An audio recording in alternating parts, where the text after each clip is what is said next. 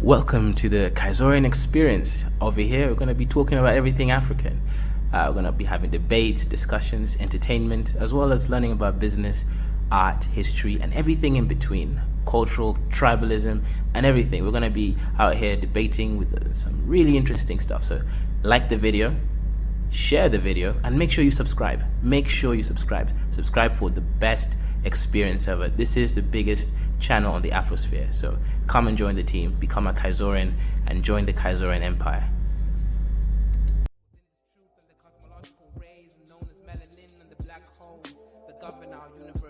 Universally exist within myself, within this premise, and I exist within this bluebird in the sky. I'ma fly like the blue in the sky. I'ma fly like bird in the sky. I'ma fly like bluebird in the sky. I'ma fly like bluebird in the sky. I'ma fly like bluebird in the sky. I'ma throw my bluebird in the sky. I'ma soar like bluebird in the sky. I'ma soar like bluebird in the sky. I'ma fly like bluebird in the sky. I'ma fight like bluebird in the sky. I'ma eat like bluebird in the sky. I'ma be like bluebird in the sky. I'ma be bluebird in the sky. I'ma be free, bluebird in the sky. I'ma be free like bluebird in the sky. I'ma be like bluebird in the sky. Back again like the second coming. Strumming my vocal cords like the hummingbird in the sky. Y'all can't deny this. Real rap lyrics, it's like I ain't got no rhyming through the sky limit. What is skin tone, shade of color, but a parallel form of frequency like a ringtone on your phone. Melanin expression, tied up in the universe, feeling like gods. Is this really us? Is it serious? Is it really wrong to be diverse? I'm a divergent, immerse myself like an ocean beneath this waves. Be a divergent, born to be different. Indigo child, wild like canary. Born to be a bluebird in the sky, flying high like a bluebird in the sky. I'ma fly high, bluebird in the sky. Yeah, bluebird in the sky. I'ma fly high, bluebird in the sky. I'ma be like bluebird in the sky. I'ma be like bluebird in the sky. Everybody scream bluebird in the sky. I'ma fly high, bluebird in the sky. I'ma be like bluebird in the sky. Yeah, bluebird in the sky. Everybody, bluebird in the sky. I'ma be like bluebird in the sky.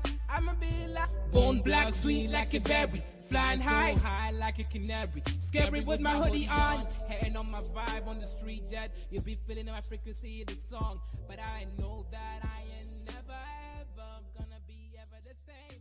But I know.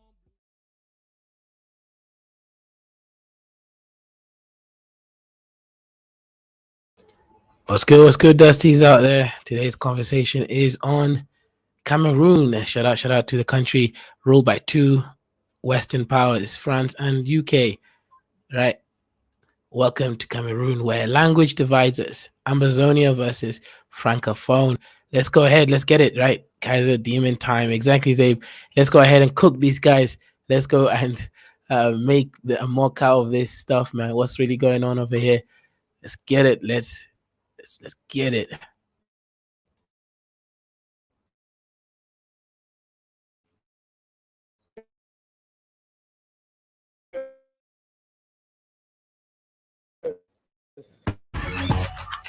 And Cameroon with two official languages, French and English. For a country with Wait. I think there's some issues with here, so I'm gonna have to end the other show because I can't manage both streams because of my badly quality computer. So I'm gonna end the other stream. But yeah, what's good. I think it should play better now. Let's go. Let's get it, and let's have some fun. Shout out. 77%. My name is Marivon Sofo. Now, you're presently in the beautiful city of Boya, Cameroon.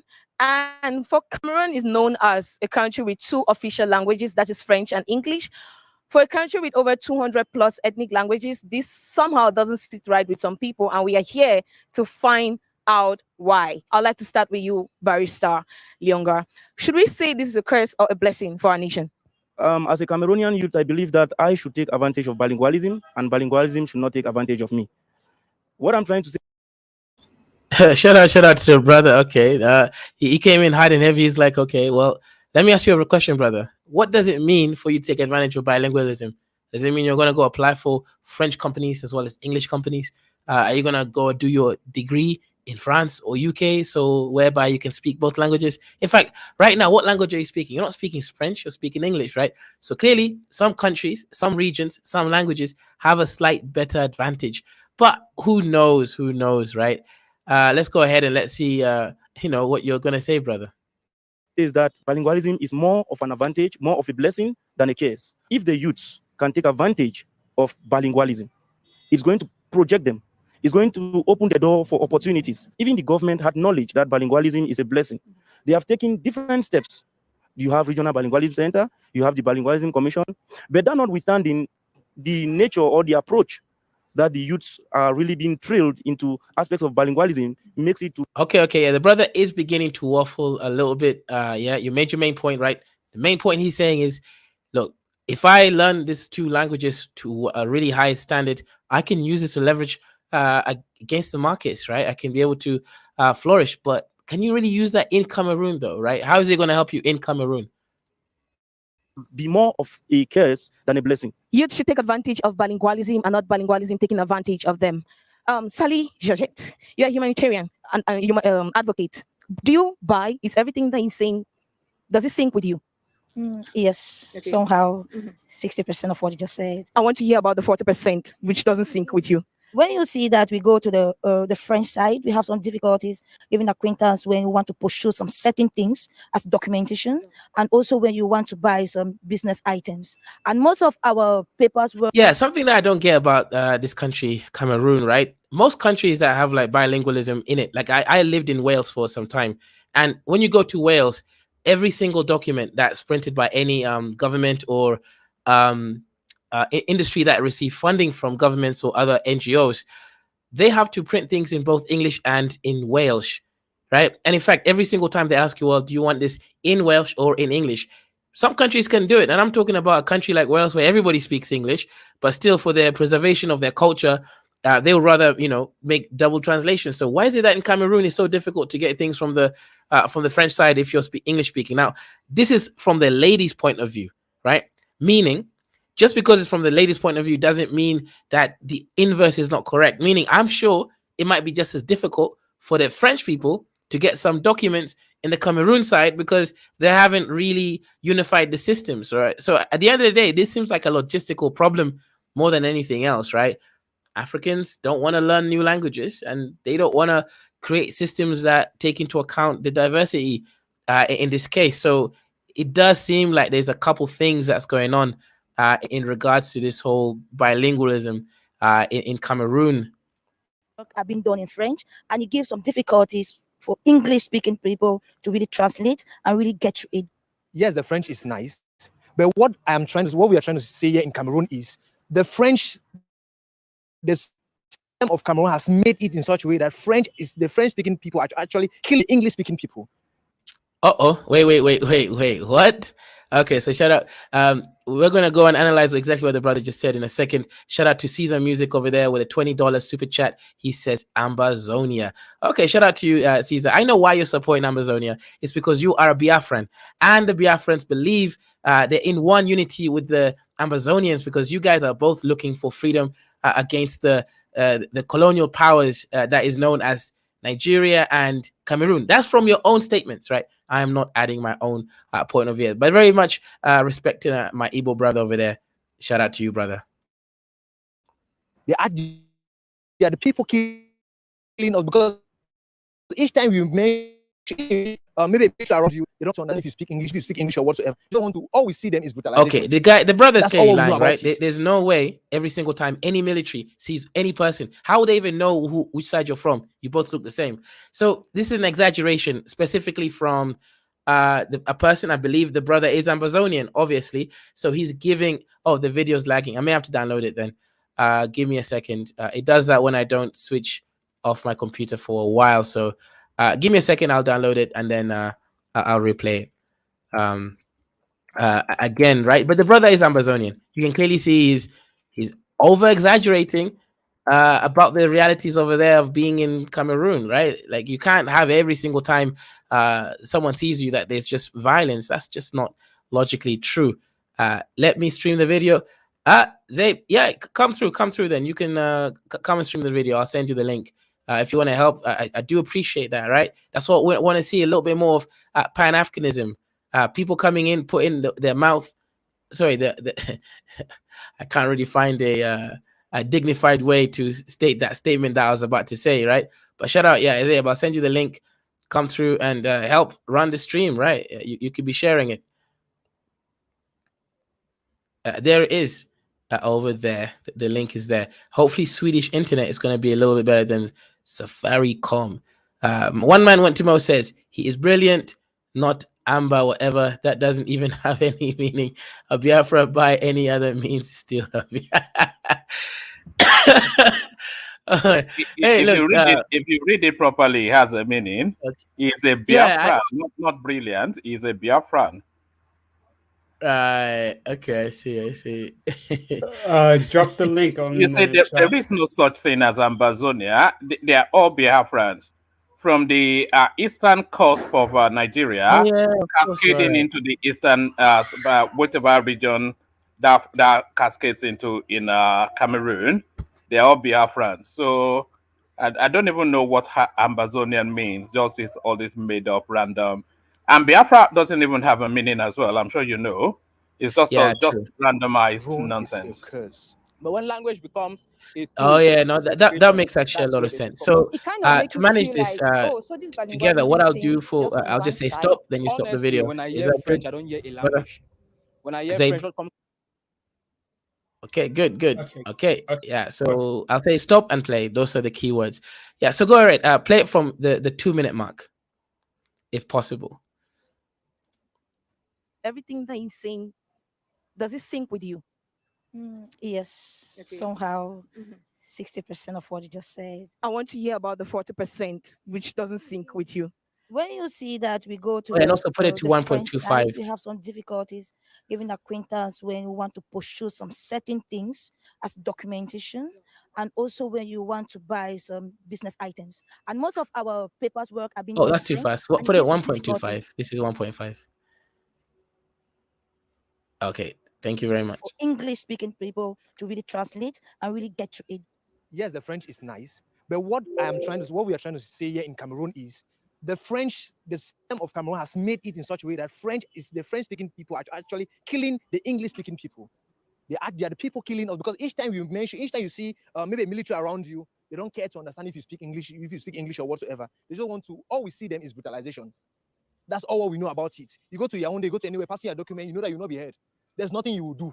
So you better work in your English domain, and they are not listening to any English. I want to quickly talk to Pen Boy. Pen, you are an activist, and you're a strong and a firm believer of equality. You call yourself the voice of the voiceless. Honestly, when I hear French, I don't hear a language. When I hear French, what comes to my mind is Rwanda genocide, Douala New Bell. I'm sure you understand what I mean. Yes. That's what comes to my mind. French here is not just a language, it represents a system.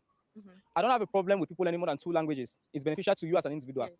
But when language becomes a tool for segregation, that's where there's a problem. And I think that's what we're facing. Pause. Now, this is kind of interesting, what the brother is stating there. And also, shout out to one man for the correction. Yeah, I think I understand exactly what you mean now, right? You're saying ABAZONIA is just a new thing. These are really all the same people from southern Nigeria, of the Biafra, etc. So I'm getting that point of view there.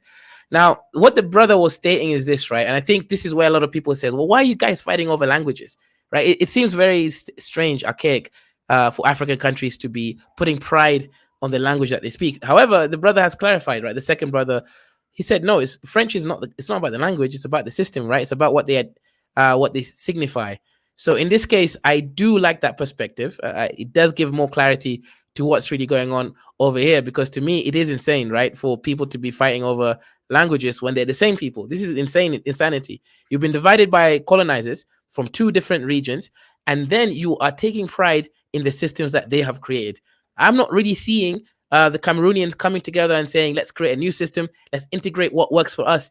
Let us find some local language as the administrative language that is spoken by majority of the largest tribe. I'm not hearing those conversations in the media. I'm sure they happen somewhere under some tunnel somewhere where nobody is listening, but I'm not seeing that in any international media. A says, Lol, Jude, people, they only speak French. What happens to the language, Jude, yet you talk about Islam when you don't have African language, you see a problem. And this is actually a question to the people listening, especially if you are from this region. What language do they actually speak in Cameroon? I want to know the largest tribal language spoken so that we can have that conversation as well, because it does seem very, very archaic over here. But anyways, let's go ahead, Zabe.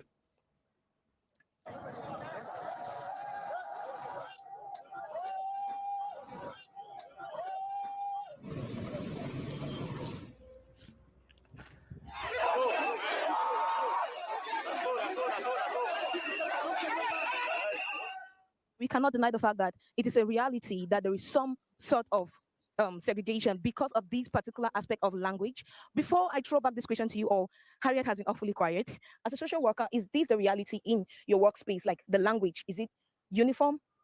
Social workers, we work with people from different language backgrounds, and then you discover that it's difficult to communicate if you do not understand or speak their language. You find yourself in that situation where you have to submit documents at the embassy, and then when you get to the Yaoundé or wherever you're going to, you speak to someone and you're trying to get description of how you can reach or get to the embassy, and then they tell you that je ne comprends pas ce que tu dis là. It kind of make you feel like, oh, so this bilingualism thing is just on one side. Thank you very much. Communication is a priority. I'd like to talk to my bystanders here.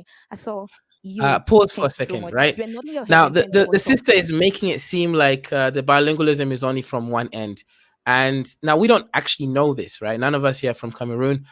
We would love a Cameroonians, and of course, the Cameroonians on this channel tend to be from the English-speaking side. So my point of view will not be enlightened, right? Because the question here is it bilingualism only from the English side, and the French apparently are not? Because apparently the sister was like, I don't understand, right? Je n'aime pas, like, she was saying that. So from that element there, this obviously speaks to a lot of reasons why African countries don't succeed in any meaningful logisticals controls. All you need to do is make sure if you're having a government position, especially when you're dealing with documents, people should speak both languages. It's not that difficult. You set up the standards, people will apply towards the standards. Either the people already working there, you tell them you got 1 year to learn the language, or you will lose your job. And of course, that will increase competition. So I don't even understand why these logistical issues. We cannot blame colonialism for this. Sorry, we can't blame post-colonialism for this. We can blame colonialism for this, for the system, I guess, and the standards, but neo-colonialism is not taking effect. This is the Africans in Africa, in Cameroon, refusing to actually create a slightly more functional model. Let's get it. Say. Okay. Is the language, the dual language we have in our nation, is it a curse or a blessing? I want you to talk to me from an individual's perspective.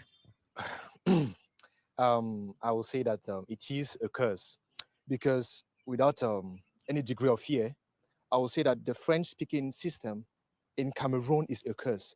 The president doesn't even know English. I'm saying this, he doesn't even know English. Most English-speaking students, when they go to French zones, they can't find themselves. Because if we are saying Cameroon should be bilingual, or it is bilingual, if they go to Francaphone zones, they should be able to pass out their message in English, and the Francophones will also respond in English. But if they pass a message in English, they will not respond.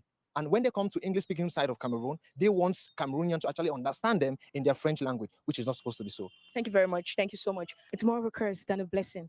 It's more of a curse than a blessing. Now, I'd like to talk to the barrister himself. A gentleman right directly behind you said something really striking about the government and the whole aspect of the fact that the bilingualism is one-sided, not necessarily the whole nation. Now, you're into the government. You work with all of these ministers. Would you say for certain on 100 that all our ministers and the president himself is both English and French? Thank you very much for that question. But before you proceed, I first of all want to slightly disagree with my brother Penboy. Okay. He said something that when he thinks about French, he's thinking about genocide. I wanted to ask him, when he thinks about English, you don't think about the slave trade? Okay. When you think about the Bakosi people, you don't think about the Bakosi war? You know, we should be very objective. The individual Anglophone youths should make efforts to understand French. Why? Because the situation where we find ourselves, you have lesser opportunities if you can't speak French. That's the truth. Why? Because Cameroon as a nation has 10 regions. My brother talked about 80 and 20%. You are correct. That is how Cameroon is. There is an 80% which is French speaking.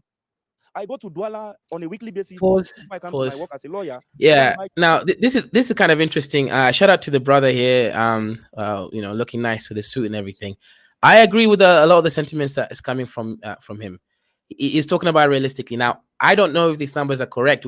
Someone can verify it when they're listening to this video backstream or even now on the live, right? I don't know if Kaizo, it is correct when it comes to like 80% to 20%. Mhm. Yeah.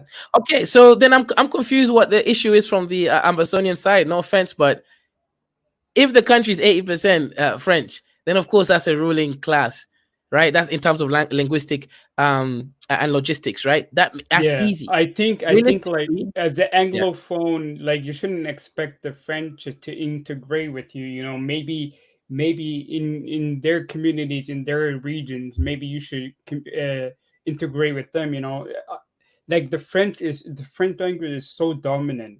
Like you can find people in the like rural regions speaking French. The French language is very dominant in Cameroon. Right. Yeah. No, this is actually interesting. I didn't actually have this information previously because in my head I was just thinking, okay, it's somewhat equal, like 60-40 or on either side or 50-50, something similar to that. But when it's 80-20, then clearly the Amazonians are the ones in the wrong in terms of expecting equal treatment. Yeah. If I'm from the French side, the country runs by French. Why would I learn English? I don't have to because it doesn't benefit me. And they shouldn't have to. I'm just saying, yeah, and of course the brothers are also right. Yeah, Zabe, what's your thoughts on that? I Because yeah, I think The like minority should be if you crushed. look Yeah, is back that in what you're history, saying? you know, the Amazonians were supposed to join Nigeria, but they picked Cameroonians, and yeah, but they that's their didn't fight. loss, right? That's their loss. Like it's the same thing with Somaliland when Somaliland decided to join Somalia when they had their freedom, right? They gained independence and they said, oh, you know what? Let's all become together one country. They listen. British Somaliland should have never joined the Italians. Somalia. They should have stayed in their country as British Somaliland. Same thing here, one man. I think they're the one that fumbled the bag. If they had a chance, do you know how strong Biafran movement would have been if they had an extra number of Southern Nigerians stuck in Cameroon? That would have been very powerful. At least, perhaps even surmounting a slightly less Yeah, embarrassing The fail. British were even saying they Are you should. are you saying? What do you say, bro? You can speak. No, I was just asking, are you saying that the minority should be crushed because they are a minority? Because that seems to be the narrative that Kaizo is promoting, that because they are 20%, they should be subjugated, and kept in a pen. No. I think these people have a land that is big enough for all of us. You know, Biafra, they have a land and they can have their own language. They can be, but the government should recognize them, and the government should be bilingual. They should be, people should show the Anglos, the English speaking of Cameroon in the government. Like they should have the power, and right now it is not there because these people are suppressed and their language are you can't find them in education, like in high education. And if you look at business wise, like you got to speak French in Cameroon to actually do good in business in all part of the country. They should have something to say about it. We're not saying suppress them. I don't think that's a good thing because they will always exist. And let's Is it coexist. not is it not overall to their advantage though that they are speaking hopefully to some fluency two major in fact probably the two major global languages that surely is to their advantage. I think it's kind of crazy to expect the French speaking of Cameroon to learn English, and maybe it should be a choice. In the government can only do this if what the government thinks. If the government doesn't want people like the government doesn't support bilingualism, the government is against that. Like most people are in Cameroon, they just want to speak their own language. They want to keep their own community. I think expecting the majority force of the country to do bilingualism is not They actually want more realistic. than that. They want more than just to speak their own language. They want to secede and form their own nation state. So that's the Ambazonian narrative. It's not that dissimilar to the Biafran narrative. They want to secede and form their own nation state. I So think that's really what it is. everybody, even Nigeria is against them being a country. I don't think that's realistic. You know, maybe live in the same country, but everybody has the same rights. You know, it doesn't matter you speak French or English. I think that's a good way to move to the future, instead of like discriminating against people because of Yes. languages. And yeah, I agree, Zabe. And also, just a response to one man. Yes, I do believe that the small tribes should be taken control over and be forced to learning French so that the country can function. There's no way you're going to be 20%, and Kaiser, then that's already happening. If you see Yeah, people, how far down that tribes, road are you going? Should brother, they be wait. enslaved? Should they be Tribes that live enslaved? in the jungle are integrated to French society in Cameroon, and they actually learn French. And these people forget about their tribal languages. You know. okay, shout out, shout out. That makes a lot of sense. So yeah, let's go ahead. Let's let the new panelists go. What's good, Lit? Uh, but but but the same thing happened in Nigeria. The small tribe in Nigeria are not getting power in Nigeria. Same thing happened in Nigeria. The small tribe not getting that much power in Nigeria. Only the Igbo, Yoruba, and Hausa. It's not fair for the small tribe. Same thing happened in Nigeria. Happened in Cameroon. Small tribes are not getting power in Nigeria. If you look at the Niger Delta region, it's so bad. It's supposed to be the richest region in Nigeria, but it's very poor. I mean, they have oil. That's a problem. Because the north is taking all the power from the south, from the Niger Delta region with all the oil. So How same do you thing. know? How do you know that, Charles? Charles, how do you know that? How do I know that? Yeah, how do you know the Niger Delta is the poorest? It's the richest region as far as I know. Yeah, But how have you concluded that it's the poorest? no, I mean when it comes to development. If you Well, got the that's down to them, isn't it? Because they have the resources to develop. yeah, but they don't do it. Well, That's what I'm they saying. retain. So that's down to their doing. Just for the benefit of people, non-Nigerians, the region Charles is talking about is where the oil comes from Nigeria, and Nigeria has a 13% derivative for where resources are coming from. So if resources are coming from your region, then you get 13% of the spoils as well as what you get from the federal space anyway. So that region really should be more glistening than Dubai and richer than Mansa Musa. But then of course their leadership at that local level, they just cut all the money away to go and buy houses all over Europe and etc. So the lack of development in that area is very much localized because they have the resources to develop. Yeah, but shouldn't the federal government help too? Doesn't the federal government build the well train from Lagos in Yoruba land? It should help too. Charles, you have to speak up just a little I'm bit. So saying shouldn't the federal government help too, like what they do in Yoruba land when they build the rail train from Lagos to Abada? well, the federal government should help the Delta regions to develop. No, the train, the light rail train. No, they have the funds to build it themselves, do they not? Yeah, but I don't know why they're not doing it. Well, that's down to them, isn't it? Yeah. All right. Let me leave you to it. Carry on. Yo, Kaiser, I just want to show the map and where the area of conflict when it comes to this problem. I want to show the people, and we can show the video after that. Yeah, go ahead. Show it. And yeah, shout out. Also, we got another brother, Caesar. Go ahead, my Biafran. Lit, you have a slight French accent. Are you from Cameroon or Nigeria? No, I'm not Cameroon. You're from. Sorry, I didn't hear. Nigeria. Okay, Nigeria. Okay, shout out. So that's the map there. Yeah, we have these people could have joined Nigeria. You see, They should have. Yeah, that's the thing which I don't understand. So Caesar, go ahead, chime in, brother. You are a Nigerian who has links to to Biafra, etc. Don't you think it would have been better to have your Ambazonian brothers as part of Biafra as opposed to joining the French people? Go ahead, brother. So, to my understanding, I got more understanding of this whole Amazonia thing, um, from doing some reading and then hearing Judah give his case, right? So from my understanding, they had that choice. Do you want to join Nigeria or join Cameroon, right? I think it was like a 1958 like referendum or something like that. They voted to be in Cameroon because the deal was we'll let you guys self-govern.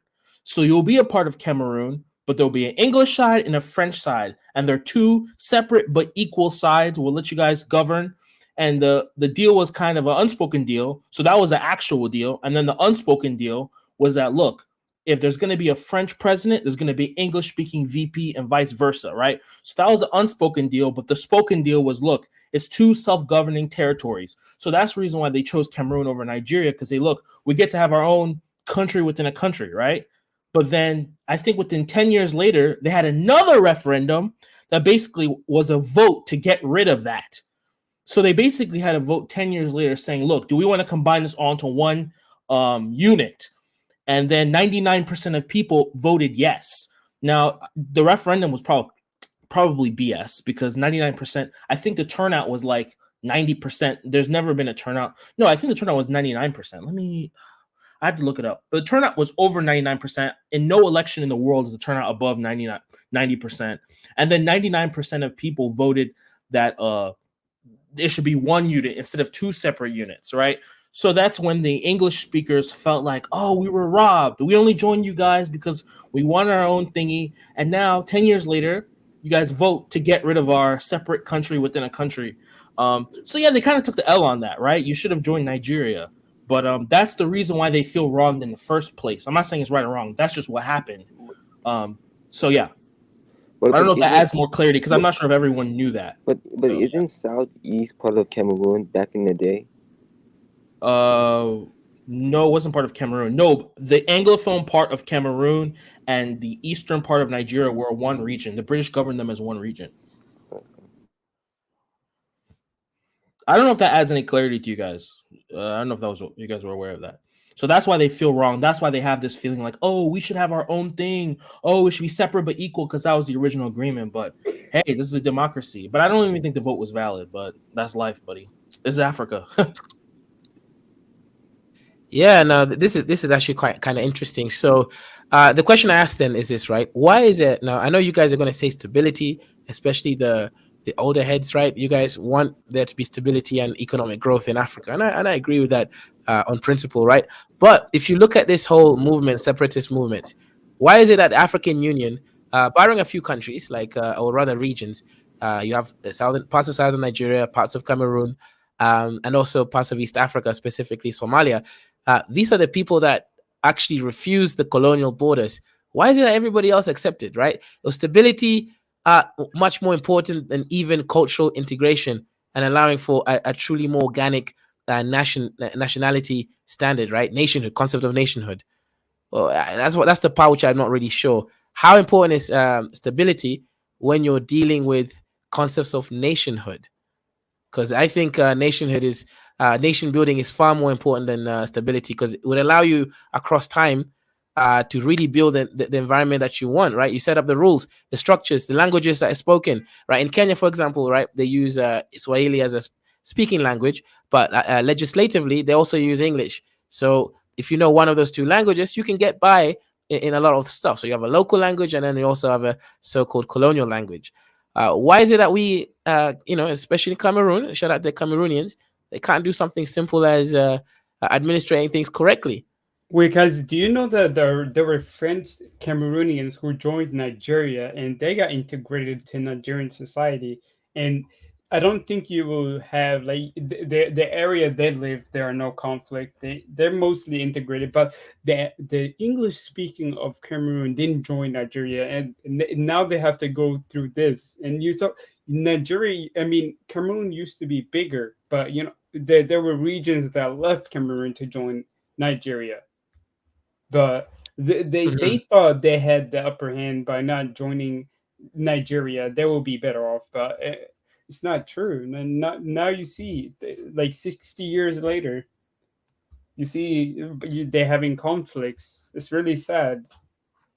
I think this go back to like English and French in Europe. Like people have been killing each other because of those two languages. They always had a beef, the British and the French. That's actually true. They had so many great wars. That's true. Yeah, you actually, shout out to you for bringing up that aspect there, right? About the actual history between the French and the British. These guys have always had wars, not borders, right? But sea channel wars, etc. for a long period of time. There was also, of course, the creation of the English language, right? There's a lot of French influence there. So very, very great point that you'll bring up there. And also shout out to another sponsor. There are two very dominant languages. They can't really exist in one system. One have to be bigger than the other one. Otherwise, the other one will be suppressed. That's what you see in Cameroon, basically. But here's the thing on that, and I think African government needs to. I know they don't want to copy the West, but I don't understand why. It's common sense. Canada had the same exact issue less than 30 years ago, right? Quebec wanted to leave. They wanted to leave. It was a big deal. And what did Cameroon do as a response? They had the referendum. They voted 51% to stay in Canada. And in response, they ended up electing a French dude to be the president. And if you look at the current president of Canada, he is the son of the French dude. So he's from the French side, but he speaks English, and his wife is from the French side. I mean, Canada wanted to have unity so bad, they gave the minority a presidency, all for nation building. I don't know why African governments are so they refuse to do this, because I guess Paul Biya is pushed by the French, but I don't know why. Canada solved this issue. It's not a big deal. Separate but equal. Why can't Cameroon just do this? It's simple. Logistics, man. And that's the issue. When I was doing the analysis of the video in the beginning, I mentioned that unfortunately we're still suffering from constant logistics in Africa. Like I mentioned, in Wales, Canada accepted diversity of languages. But the president speaks two languages fluently. But I don't think you will expect this in Cameroon, because you see the French government supports Cameroon's keeping French language in Cameroon in education, in everything, in government. The French government supports this oppression, keeping the French language there. They're all the way in Europe. They want this going on. They want the dominant French language in Cameroon. They actually like that. This is an easy problem. I mean, it's not that hard. Really, it's not that difficult. Come on, guys. Yeah, 100%. But like I said, we do. Okay. Let's be realistic here, right? We do have some issues in terms of in Africa specifically, and also I think Ike and Flexed Up, you guys are on the wrong channel. You guys, if you want to join the discussion, you should click on the right channel, right? But I'll send you the link there. But anyways, one of the issues that I'm surprised that you might expect a genocide. These kind of problems leads to so much problems. There is war and instability right now in Cameroon. I had so many friends in the UK when I was there from Cameroon because of instability, and they were saying that the soldiers, specifically the military, were the ones coming and actually burning some people's houses and kicking them out of their villages. I'm not talking about towns where things are whatever more chaotic. I'm talking about your home village. So this stuff was definitely happening according to that. That's why the UK actually allowed a lot of Cameroonians to gain asylum rather easily, right? Certain countries were exempt from strenuous situations. But yeah, so Caesar, to answer your question, look, I just think in Africa we don't have enough human resources. And I mean, even the willingness to fix that problem, right? How many government officials, government civil servants can speak two languages? Probably not enough. And there probably isn't enough of a feeling that they should, because Africans are about power, man. Think about it, right? We're tribal people. We only care about power. So if we can enforce our power on the other smaller tribes, why not? And that's how we think. We're not thinking about integrating small tribes. Think about it. Do you even see, until recently, did you even see when you're going to African buildings, an access route for people who are less abled? Not really. Nope. We're just thinking, if it doesn't affect the majority, then there's no need to invest in it. That's the issue there that I think I keep seeing all around. And unfortunately, if we don't fix that problem, development is going to be much slower. We're just going to be dealing with dust, man. But it is what it is, and I think this is just something that we have to accept. Let's see people from the chat what they're saying.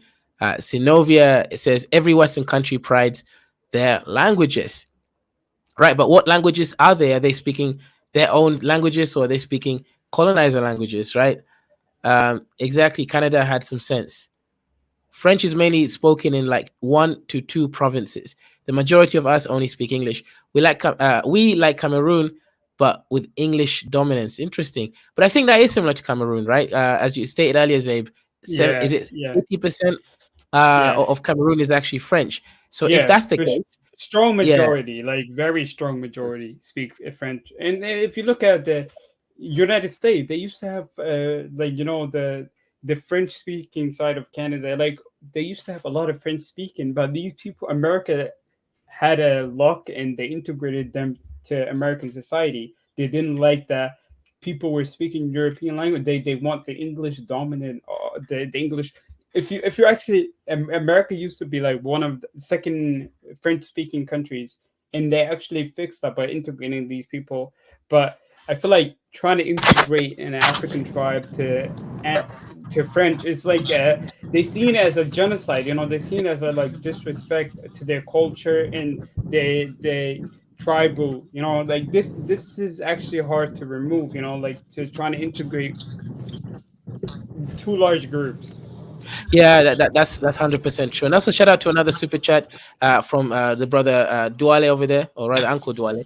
Kaisorian, I don't understand. We Africans are so obsessed with borders, which we have nothing to do to drawing it. It's ridiculous. 100%, right? Like, how are you going to have a border war on something that is very artificial? And I keep saying this, right? Africans have to redefine their identities, right? We're people from different tribes, and we definitely need to kind of overcome that problem of that nationalism. Yeah, go ahead, Kifaro. What's good, brother?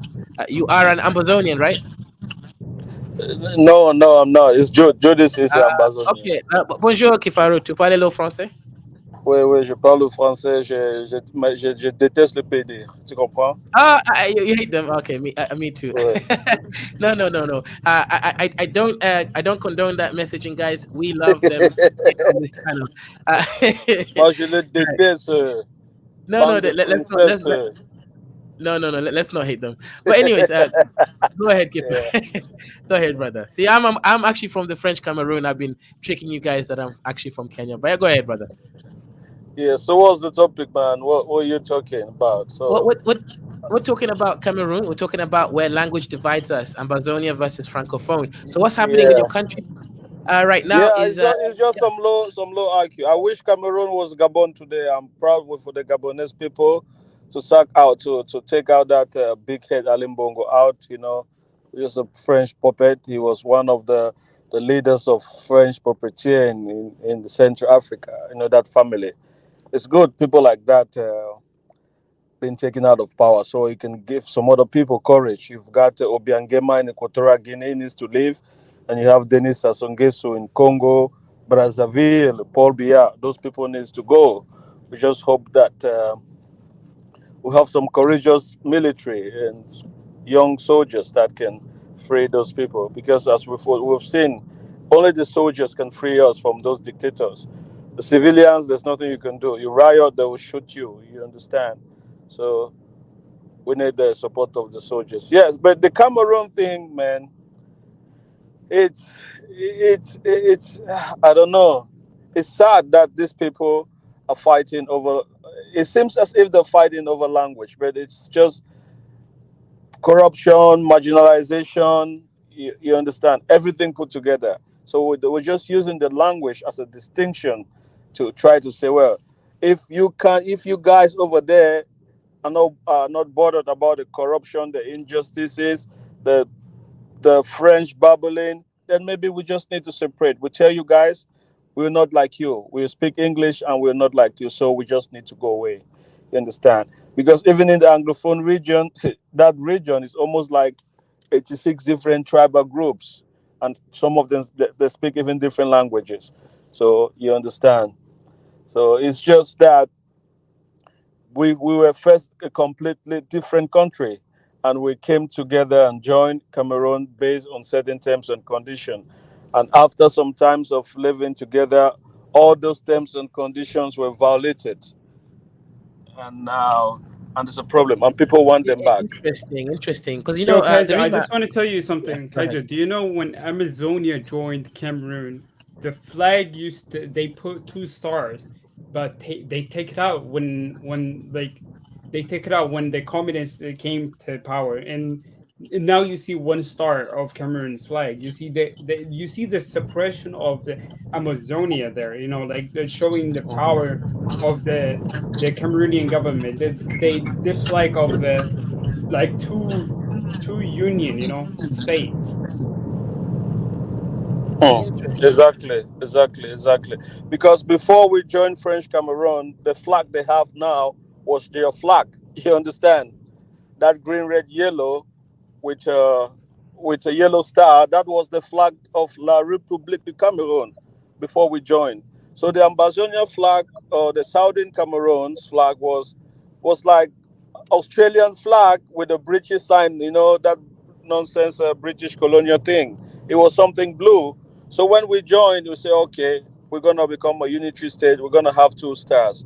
But Yeah, after all this Kikoru, year, after all this Amazonia year, Amazonia expected equality by joining Cameroon and stuff. They knew that they wouldn't be treated equal if they joined Nigeria, and they joined Cameroon.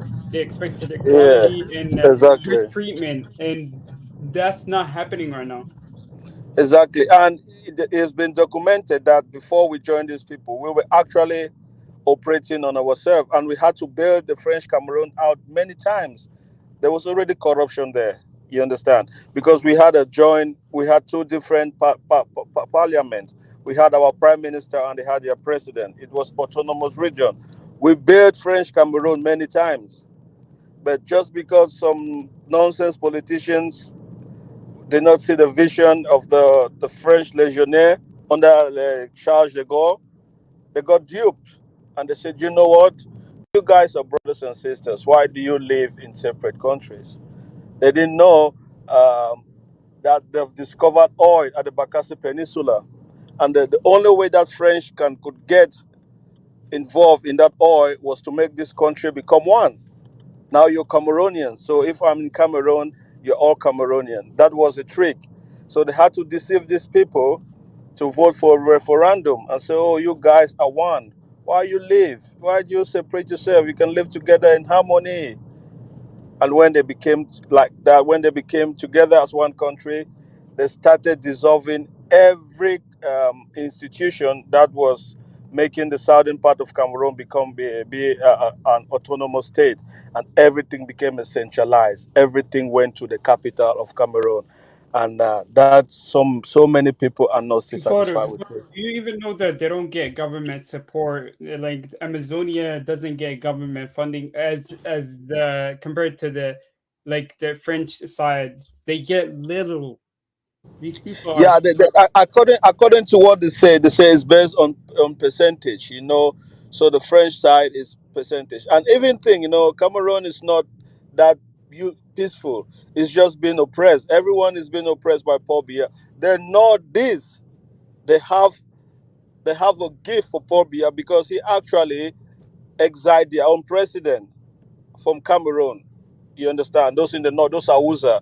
You know, the first president of Cameroon was a Hausa man. They call him Amadou Ahidjo. You understand? So he was exiled by Paul Biya and he's buried in Senegal. I think resolve the problem is like you have to get the the rights of the English speaking people of Amazonia. Like you gotta give them a right because like you deleted so many constitution. They had so many rights and you can't be a union state. Like you have to give these people what they want. You can't suppress them all the time. But this is the thing. There's another group, okay, of Cameroon, the Bamileke, okay. The Bamileke, they are anti because Paul Wait, Biya. did you say the bum lickers A? What Yeah, kind of tribe? you always say that, man. You always say that, What kind of tribe, man? That's some crazy tribe. Do you know? Yeah, there were two coups, two bloody coups in Cameroon. One was in, I think, 1984. Almost 1,000 people died, and the other one was, I think, maybe 2 years. I can't really remember. Okay, so after that, Paul Biya became a tyrant. He trusts nobody. He became a dictator. Everything he dissolved. The presidential guard that was there, he had to dissolve it and put his own dusty Bantu Bulu people. You understand? Like almost all generals, like the top generals in Cameroon, are from his village, Abulus. You understand? Because those are the only people that he can trust. But even within his own people, there are so many other generals that are in prison. People just disappear in Cameroon. You understand? People disappear. So he's so paranoid because he knows a lot of people are against him. The North is against him. The Bamileke are against him. His only power is that he's got full control of the military and friend support. You understand? And you can't fight him Interesting. without. So let me ask you a question. Then, if there's going to be a coup in, because obviously this is part of the same series of Yes, things that we're yes, seeing in yeah. Central Africa. I tell you this, Kaizo, Mhm. if there's a coup now in Cameroon, Cameroon is gonna be split into three countries. That's how it's going to be different. If there's a coup in Cameroon, Ambazonia is gone. If a coup happens now in Cameroon, Ambazonia is gone. Ambazonia succeed at this moment because they're still fighting. Because if a coup happens, the Nordics will divide. They say, okay, we don't want this man anyway. We're Yeah, gonna create our own country. they will declare independence because the government is not there to just keep the Yeah, union together. exactly. If there's a coup now, Ambazonia is going to be a separate country. That's what is going to happen. And so it's so delicate for them. And they know because if they lose Ambazonia, they lose almost, let's say, 50% of what is generating money in Cameroon. Wait, Kafari, you know that Amazonia is actually the richest land in Of Cameroon. course, of course, of course, of course, One of of course. very It's the productive richest. land. Yeah, It's very the productive. richest. Is apart from the north where you've got bauxite, those are the Fulani people. But again, see what the Pobi has done. They've got bauxite, but he does not. The factories that process the aluminium and alucam is not in there. It's not in the north side. They have taken them to the side to Douala. So they go up there, get the mud, get the dirt, the ground, then bring. That's what they do. It's so centralized. He does not want to give any region power. You need to beg him for him to give you drinking water and road. And that's how he has been. He's been ruling the country for 40 years. Either you support me or you die. Basically, that's how dictators work. You know, Kafari, you know about the Ethiopian war. That man made food that like he didn't give the Tigrayans food, and he starved them to death. Like these people surrendered because he was using food as a weapon. That's what dictators do, Kafari. The first president of Cameroon was Awusa, was not Fulani. They just called themselves Awusa Fulani, but he was Fulani. Sorry, he was Awusa. It's not Fulani. You Yeah, should but how read more. come? Yeah, but it looks like a lot of the Hausas and Fulanis in some areas become unified. They speak Hausa language, but sometimes they also Fulani No, but background. the Fulani is not big. Cameroon is more of Awusa. It's not that Okay, I that see. have got a big Fulani. There's just really small people. The Fulanis in Cameroon, they're just small. There's not so many of them. It's mostly Awusa. Awusa is Interesting. the What about the bigger. Shua Arabs? How many Shua Arabs do you guys have? Maybe eight of them. I don't know, hiding somewhere in the north. Eight of them. Yes, 8,000 or eight, one, eight figure, eight digit. No, I'm just no? joking. Wait, I don't Kazi, you even know know. that they suppress like teaching kids about English in schools. This guy is so scared of the English language. This guy But this is wanted. the thing. This is the thing. So many French speaking Cameroonians now they prefer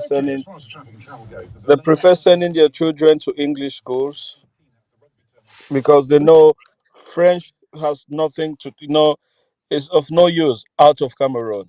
So many of them, the children's now studying English section because at least it gives them advantage when you leave the country. You can you have more opportunity if you can speak English more than French out of Africa. You Kofar, understand? not that it matters that much, but I think he's Fulani. The website of this like the Cameroonian government on their website says he grew up in a Fulani family. I think he's Fulani. Okay, I don't know. I don't know. We just name as Awusa because the Awusas are the one that says is your brother. I've not heard Fulani say that. I don't know. You know. Wait, Fulanis live up in the mountains in the north, right? The north is very mountainous. It's No, it's very not. It's not in the north. North. The uh region is they call it Adamawa. It's just the same there. Even in Nigeria, they've got Adamawa. It's like one up to the north. The far north, there's some other people they call it the Hambaras. I don't know where they're from, man. Cameroon has got all kind of people in that country. Kafari, you know that the pygmies now they all speak the pygmies of Cameroon. They all speak French because they were Yes. integrated to the French society, and none of them speak their native tribal languages now. It's really sad. These Yeah. people are Yes. in the They, jungles. they, They speak French. yeah, they do. They do speak French. They do speak French. Yeah, they do speak French. Yeah. They go to school, but some they prefer living in the jungle because people make fun of them. They feel uncomfortable, but they do speak French. The ones that come closer to the village, but they're in the south. They're closer to Poor Bia's people. So Kafaro, here's the thing: are there any efforts? I mean, I see this. This is like an easy solution, honestly. Are there any efforts to just say, look, under the law now, yeah, we're one system, but if you go to court, you can get an English translator. All documents can be in English or French. I mean, are there any moves to do this? I mean, this seems Oh, like a pretty easy okay, solution. okay, exactly. That's what we thought. Actually, that's how the Ambazonia crisis started. It was not we want to separate. We just want to use the law that we go to school because in the English side, of course, there's people that they said that they study the British common law, okay, and in the French side they study the French civil law. So it's a two complete different law system in Cameroon. But now they send judges who studied civil law to come to preside on cases on civil law, on custom law. So the lawyer said, no, no, no, this cannot happen. We want that the laws that we teach, we should be the one in charge, even the schools and the gulf. It was a problem. So the lawyers they went out to riot, something that is reasonable, and they had to send the police and they beat these people like kids. You understand? So they beat the lawyers. Everyone was furious. So the teachers they say, no, no, no, no, no, you can't be doing this. These people are asking for something just. They're not telling you want to separate. This is no. This is okay. They send people to the universities. They start beating people. Can you imagine? And that is when things just went out of hand. You understand? When the university students riot, when they shot one university student, and that was it. They say, okay, we don't want to be again in this country. We're gonna create our own country. That's how Ambazonia started. It was not a planned thing. You understand? It's just come out of anger. Okay. But there was a Yeah. group that called themselves the NCNC. Okay, you know about NCNC, Cameroon and Nigeria. Mba. But this one was the SCNC, the Southern Cameroon National Congress. It was they were said they were illegal. They were operating under the ground. They didn't want to see them in public, so they used that opportunity to fuel the Ambazonia struggle. That's what the ones that put a lot of hood behind the NCNC. Then they surfaced again from nowhere, and it became big. You understand? So that's Kifaro, why what I it, think is like the British gave them the offer to join the Nigerian colony. I think they should have joined. They should have yeah, but joined. it was a sham. It was a sham. You understand? Because it was just a deception. They brought so many people who were not English people to vote because they knew they had the numbers, and people they said even the referendum, the questions were mostly in French, and some of these people didn't even understand what they were thinking.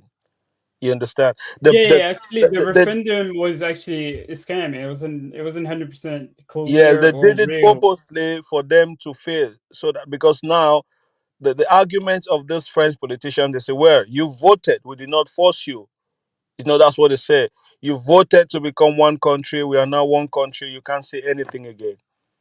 You understand? That's the argument. But we all know it's a scam. It's a sham.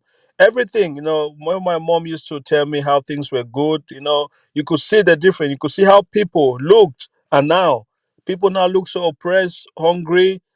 If you could see the time my mom that they were living in that English side, it was fun, peaceful. You understand? There was value, but the French people are always corrupt. They're always there to. So they have actually instilled in these people this this mindset of trickery, like corruption, like the tricage, as they said. You understand?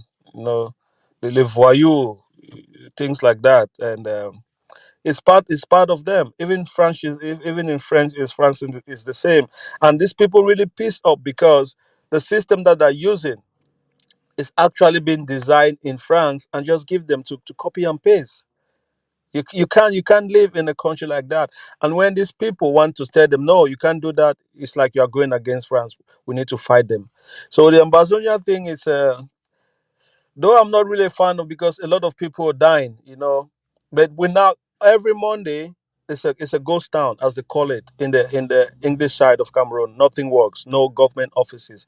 They've been doing that like for 4 years, and Same it's thing in creating the east. Same thing in eastern Nigeria. Yeah. yeah, and it's creating a lot of it's made the economy go down really really badly, and they're the biggest the palm oil factory is in the southwest. It's somewhere closer to Nigeria. It's close. It does not work again. You understand? So it's there. I don't know. So but now they've gone towards guerrilla warfare. You understand? Just hit and run, but they attack Yeah, mostly now military. Amazonia is building like a big national army. It's kind of They sad. do, they do, they do have, they do have, they do have. Yeah, and if the youth actually, the 90% of they feel suppressed and they don't believe in the national government. The people who live in Amazonia. Even French Cameroonians, you understand, the Bamile case, they have their own group. They call them anti-Sardina. Okay, it's really heavy in Europe. They say they don't want to see any Cameroon French minister in Europe.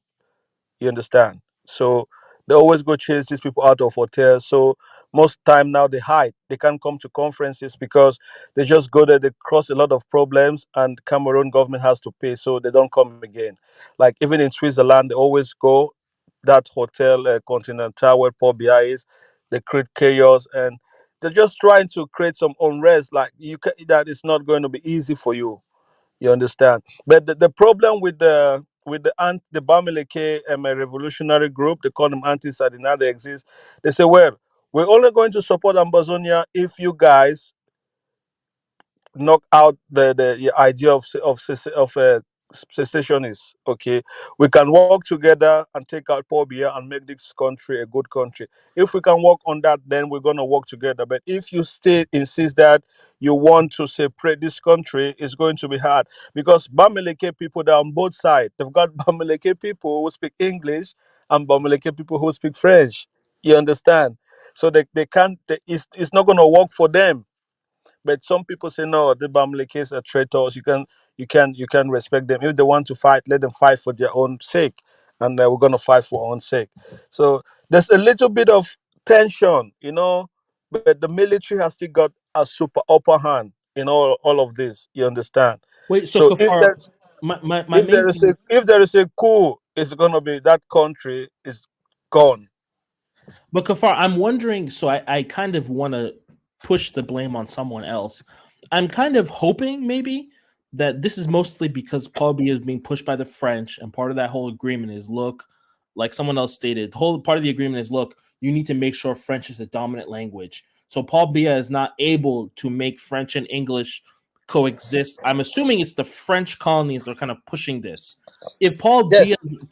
B is removed, is that still going to be an issue, or is it the French speaking Cameroonians were like, no, we want to push. It's not really it's not the France, it's the Africans on the ground.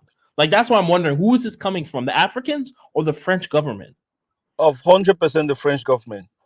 100% the French government, because Wait, they're Caesar, keeping him. the French They're government keeping him spend as well money. as you said. Me, I believe if they can take out Paul Biya and his crew, everyone that Ambazonians, they will start thinking again. You understand? If they can take him out and that crew of those corrupt people, that those Bulu generals, you know, those that are like that, they're like they will die for Paul Biya if they Yeah, can take out those And French also people. pass laws that kind of make it, a binary system with language, right? You also have to pass the laws, right? What Of course, you have to pass laws that recognize both languages and trying to not suppress either one. Yeah, You but gotta. that's what they've failed. Yeah, they've failed. There's a lot of like French speaking journalists, politicians that come and say, like, in the national TV, you guys have failed to provide national unity. It's your fault. You can't blame those people. You have Wow. failed. You are the majority. The people have been gone. The people have lost their licenses, TV licenses, for just saying that. It's a dictatorship. The radio station that have been closed, people, Stevie's license have been have been confiscated just because they support the reason why Ambazonia is fighting. Yeah, Wait, there's so Kafari, you many. know that the French government spends billions of dollars to make the French language popular in Africa, all around the Yeah, world. France, They like that. Africa is the only continent that's keeping the French language alive. If African continents stop speaking French language, it is done. Wait, Who Kafari, else you is know going to that speak the French French language? language will have billion speakers in 2050 because of Africa. Exactly. It's only Africa, from North Africa to the west of Africa. Yeah, this language Everyone will is have speaking. billion native speakers. This is crazy. Yeah, yeah. North, like, I don't know, Morocco, Algeria, Well, Tunisia. yeah, Then you majority of come West down the Africa. all of West Africa and the Sahel. Then you got Central Africa. It's massive. I think it's almost more than English, if I'm not counting wrongly. I think the difference is one. People don't realize that in the French-speaking countries in Africa is more. That's what people don't even realize. More countries in Africa speak French than English-speaking ones. Yeah, I think because of Nigeria and East Africa and Southern Africa, English becomes first and French second. East Africa, they speak a lot of English. I think population-wise, yes, English, but country-wise, Yeah, there are many. Yeah, yes, that's true. That's true. yes, You yes. see, these African countries have native language as French. Yeah, brothers, can I interject, please? Yeah, Go you ahead. can. You Go can. ahead. Yeah, I'm very, I've been listening for about 10 minutes. This narrative about what's going on in Cameroon. I know the topic is about the coup and something. It's very interesting. I'm learning a lot. It's very interesting about what's going on in Cameroon. So my brothers from Cameroon, from the Amazon, from the eastern part of Nigeria. So I see where the narrative is coming from. From what you said about Monday sit at home or something like that. So that's where the Eastern people or whatever, Nando, that's where they got this idea. Of course, of course. Oh They man. were learning so much from Ambazonia. I'm not gonna lie. I was DDO. A lot of things they learned from Choayaba. A lot, a lot. Okay, I see the connection right now. Mhm. Actually, I have a lady, that I go to the gym with, she's from Cameroon, a security cyber, lady. Mhm. She come from a different narrative. She's from the English side. Yeah. Yeah, she painted the same narrative you are painting about the division between the French and the English speaking part of it. But she's condemning the Abazonia because she feel like they are Mhm. de- they are defeating the purpose because they are killing people. You Yes. know, Syria Yes. home and Me other too. kind. So she's very Mhm. objective to that. Mhm. So what do you think? Yes, me too. There've been a time that I don't really support Ambazonia, like, because the movement, you understand, it has taken a different direction because there's no leadership. Okay, and I'm just gonna say I'm seeing the Biafra people always going towards the same direction, which is not going to end well. Now, people now, since there's no leadership, they have people who are taking opportunity, calling themselves Ambazonia Defense Forces, and going around harassing innocent citizens like the Ambazonian people and demanding them ransom. So you You think understand? they have hijacked the purpose, right? Yes, those particular people they've hijacked the purpose. But there was one time that the government actually, Pobias is a real sneak person. They created a fake Ambazonian army going around causing havoc, and they were Okay. shouting Ambazonia. So it really helped them. It made people start to think, oh, Ambazonia, you're not killing your own people. And there's so much propaganda, So So he created this fake stuff, that yes, he created infiltrated the Amazonia to achieve his yeah, own purpose, to disorganize them, right? disorganize them. They call themselves Ambazonian boy. They're speaking the same. They were speaking pidgin, so there were people of that Wow. region. So they come and talk to people. Then they start doing havoc, and people because of that. So it's difficult for you to know which is the real one and which is the real Ambazonian. But actually, presently, there are almost 5,000 soldiers, active Ambazonian soldiers, like 5,000. Those are the ones that we have their numbers. It's county by county. So I don't know, but is the ADF. That's the official Ambazonian army. So Okay, let there me are let me most of ask you another question. Do they occupy a particular area of the no, it's difficult. That they can't fight the army. It's hard. You understand? So they're just inside civilian, but they target military vehicles and explode them. Now that they've got sophisticated, they've got mines, electronic remote control bombs. So who is sponsoring them? I mean, where are they It's getting their finance from? Any kind of from the west, from from the government of Ambazonia. That the what do you west mean and the government America. of Amazonia? Do they have government? What do you mean Okay, government yeah, of okay. When I say government, they have their secretary. Everything has been organized in America. Oh, You can't do it. The the diaspora so-called Cameroon diaspora, right? is the diaspora, is Ambazonian diaspora, Okay, okay. is the Ambazonian diaspora. You understand? But among themselves, they can't even agree. So You because it has taken so much, you know what happened? The original president, that was called him Julius Seseko. For some reason, he demanded a political asylum in Nigeria. There were 9 of them. Cameroon and Nigeria, they did what they did, and the Cameroon government and Nigeria, they sent the SSS, Nigerian Secret Service. They went to the hotel, kidnapped all these guys, put them in a private jet, and sent them straight to Cameroon. And it created some international kind of you can't send deport political asylum from a country. People seeking political asylum, you can't deport them back to their countries from which they're running. So when they caught these guys, it was a really, really important move for Pobia. And from that point, Ambazonia got confused. For some time, they did not know what to do. So they had to just hurry up to create a new leader, but that guy was not the best one. You understand? They just tried to fill the gap, to just try to tell people, do you know what? Yeah, you've caught Ayok Atabe, but he's not the owner of this revolution. It's still going to continue. But from there, they're struggling. You understand? So, and that's what happened. That's what happened. Well, wow, I this was kind so of surprised.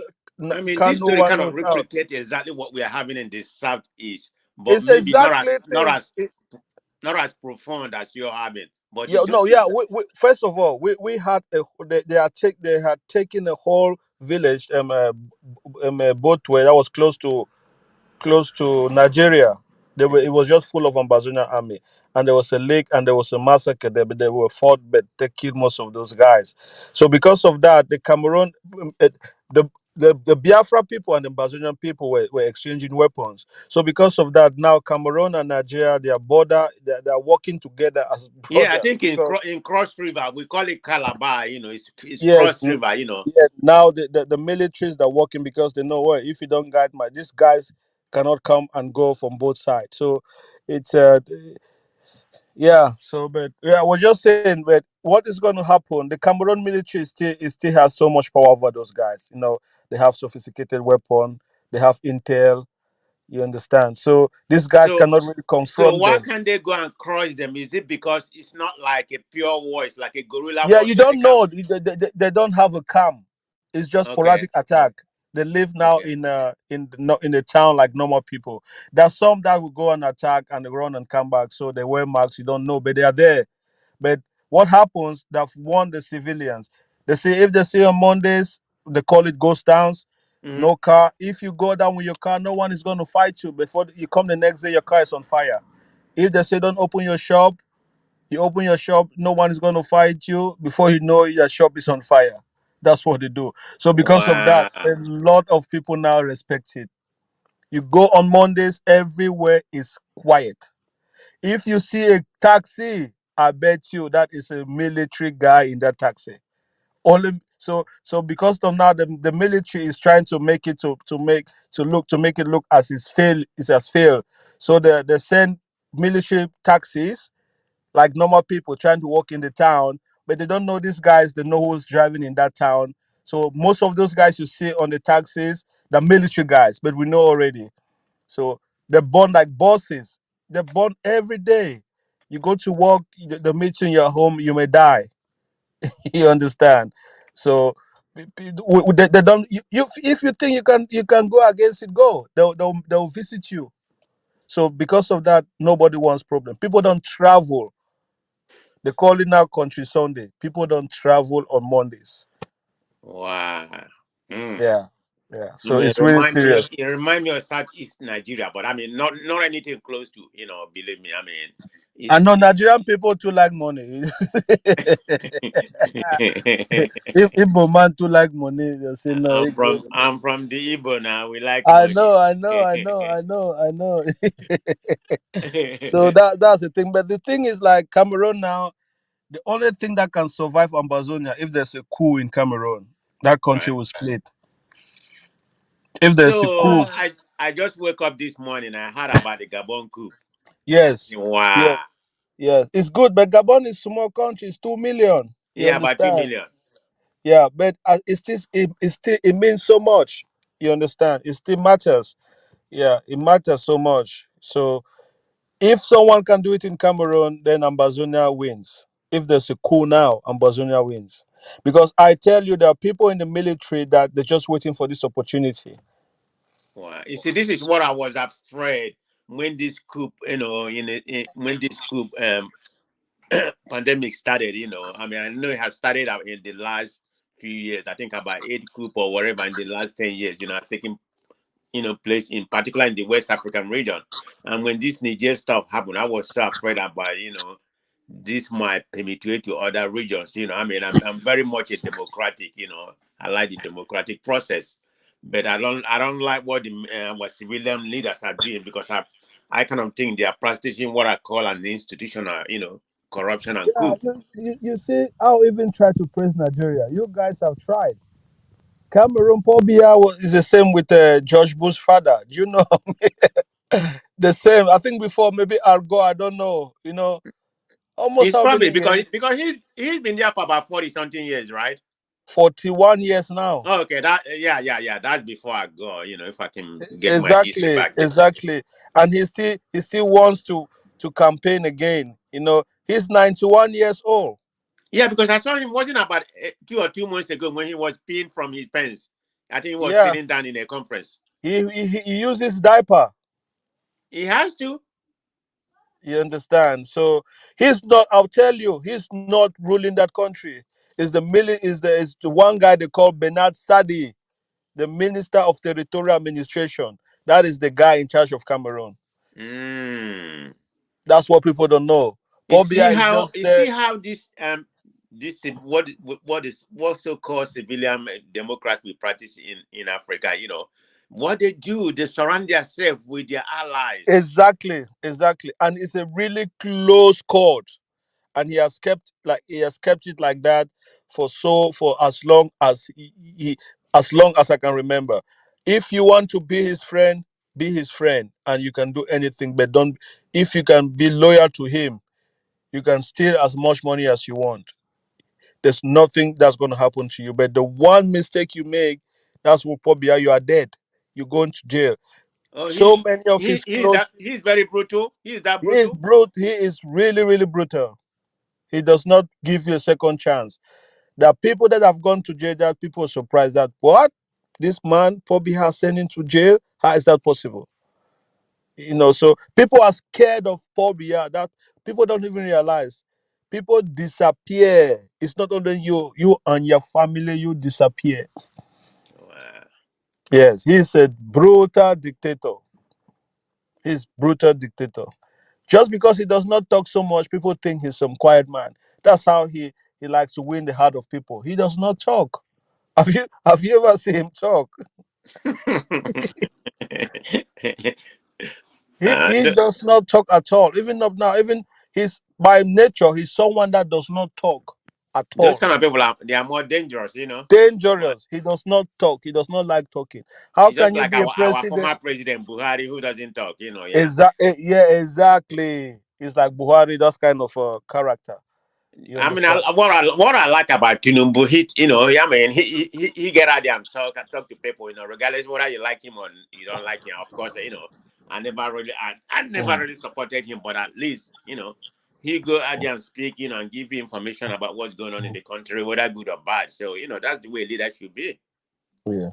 Yeah, we really need a coup from Cameroon, but it will only come within his circle. You understand? But that's gonna be very. Is that gonna be possible? I mean, look We at the don't kind of know. people We're just like you say he's hoping. We're surrounding just himself with. hoping. Yes, it's going to come within his circle. Those are the only people that can take down that man. Coming from outside, it will be difficult. I'm not gonna lie. It's only within his circle that he can be betrayed. Well, most of these African country people, that's what happened. It's only within their circle that they were betrayed. So maybe this coup in Gabon is gonna give these people more hope. People are tired. Just imagine. I don't know. I'm never really Almost in half of support of Cameroon, military almost coup because more than half of it's very. Cameroon. I mean, you can't justify one illegality, over another illegality. That's my Yeah, problem with this coup. But yeah. Well, we need to do something. You understand? Let's have a change. Some countries have got change. Like more than half of Cameroonians are under 40. So most of all the countries have not only one president for all their life. Can you imagine? right. They don't know what it means to have another president. So this from a little bit that I read about Gabon, I've not paid too much attention about because it's a very small country, about 2 million or whatever. I know they are very Yeah. rich in oil and something The like that. oil, I think yes, they are yes, one of the OPEC exporting countries. yes, yes. They I mean, got very high how GDP, can one almost. family be ruling the country for 50 Yes, something years? yes, yes. Yeah. This present one was his great. It was his great grandfather was the first one that after colonization, they made him president. Okay, the grandfather before the father, right? Yeah, Grandfather, sorry, father, and son. Ah, So the literally, that's a grandfather. whole family. Yeah. Yeah, that man was so stupid. He told the Gabonese people that they are primitive, that they should abandon their culture and take over the Frenchman's culture. That's the grandfather. That's what he said. That abandon these dusty African things and be like French people is better for you. Yeah, that's crazy, man. I mean, I saw people this morning celebrating on the street because there's a video that came out. See where a lot of people are celebrating. Of course. If it happens in Cameroon, people will dance. I know people are praying. If But you know the military rule is not good. I don't no, no, know. no. Okay, I know you Nigerians, you have witnessed it, so okay, you might speak on it. But most of these people, they just want change. Go out, leave. But the military rulers now, they're working with the civilians. If you see them, okay, let's hope they work with the civilians. They say they need some time, then they're going to reestablish constitutional order. Yeah, Let's but hope. you Going to do always say that, brother. You know that, and they will stay there internally. that. Yeah, you know. Yeah, but I don't know. Like, let's see which one. We've not had anyone that, apart from Nigeria, that we can really say, look, it was bad. Well, we've got Congo. No, Maybe if regardless of what's Kabila, going on in if Nigeria right now, I Kabila, don't pray. I if think Nigeria has Kabila grown remained a past that. military, if I think Kabila has Nigeria has grown remained, past that. Africa. Man, I don't think we have even started doing anything. We have not grown past anything. We have not even started doing nothing. We need to start. What I what don't, do you mean? What do you mean? Why we need to start? You're not professing about military rule in Africa. well, do you know? Sometimes I think we need. If you ask me honestly, I would say we need both of them working together. I don't want the military to be completely isolated with this politician. You understand? If you ask me, I would say, okay, maybe some ministers need to be some generals in the army. Let's mix it. Maybe because of that, there can be some order. Because these politicians, I can't. They're just. We Yeah. all know they're just corrupt Shout out, people. shout out. Let me just read a couple of super chats. Shout out to Dua Mohammed for 200 Kenyan shillings. She says, eat some ugusi soup. I guess that's some egusi soup. And also shout out to Duale's last couple statements. I hope Cameroon will rise. We need another coup to happen over here in Africa. Interesting. Wow. Is it? And Kaiser, I don't understand why we Africans are so obsessed with borders, which we have nothing to do drawing it. It's ridiculous. So shout out to Duale. Uncle Duale says basically Africans need to rise and have coups. Interesting. Okay. Wow. Yeah, Wow. because This is getting real strong. If people in no diaspora are what educated, if people in diaspora and educated are thinking like this, what do you think the indigenous in the countries are thinking? look, they don't see. They don't see. That's the only solution. I know you can condemn military rule in Nigeria because you saw what happened. But I do believe if military rule can be managed, I think to me we need to mix military people. I want to see some How? mix them with civilians. Man, that's kind of regressing. I don't know. I mean, it's not that What, what do we have to lose? it's not that Okay, I think democracy is what is working the for Africa. civilian? What is the civilian government doing? How they do? What are they doing? If Yeah, you see, economically, they are not. but They wait, haven't fared better than the. will you They tell haven't me? fared better than the military, but in Will you other tell part me? of democracy is still a better way to go. Nah, we don't have democracy. Will you tell me under military rule in Nigeria was completely a failure? Was completely bad? No, I mean, no, I'm not giving. Okay, let me speak in terms of Nigeria from what I know. Economically, the Nigerians are not better in democracy than they were in military rule.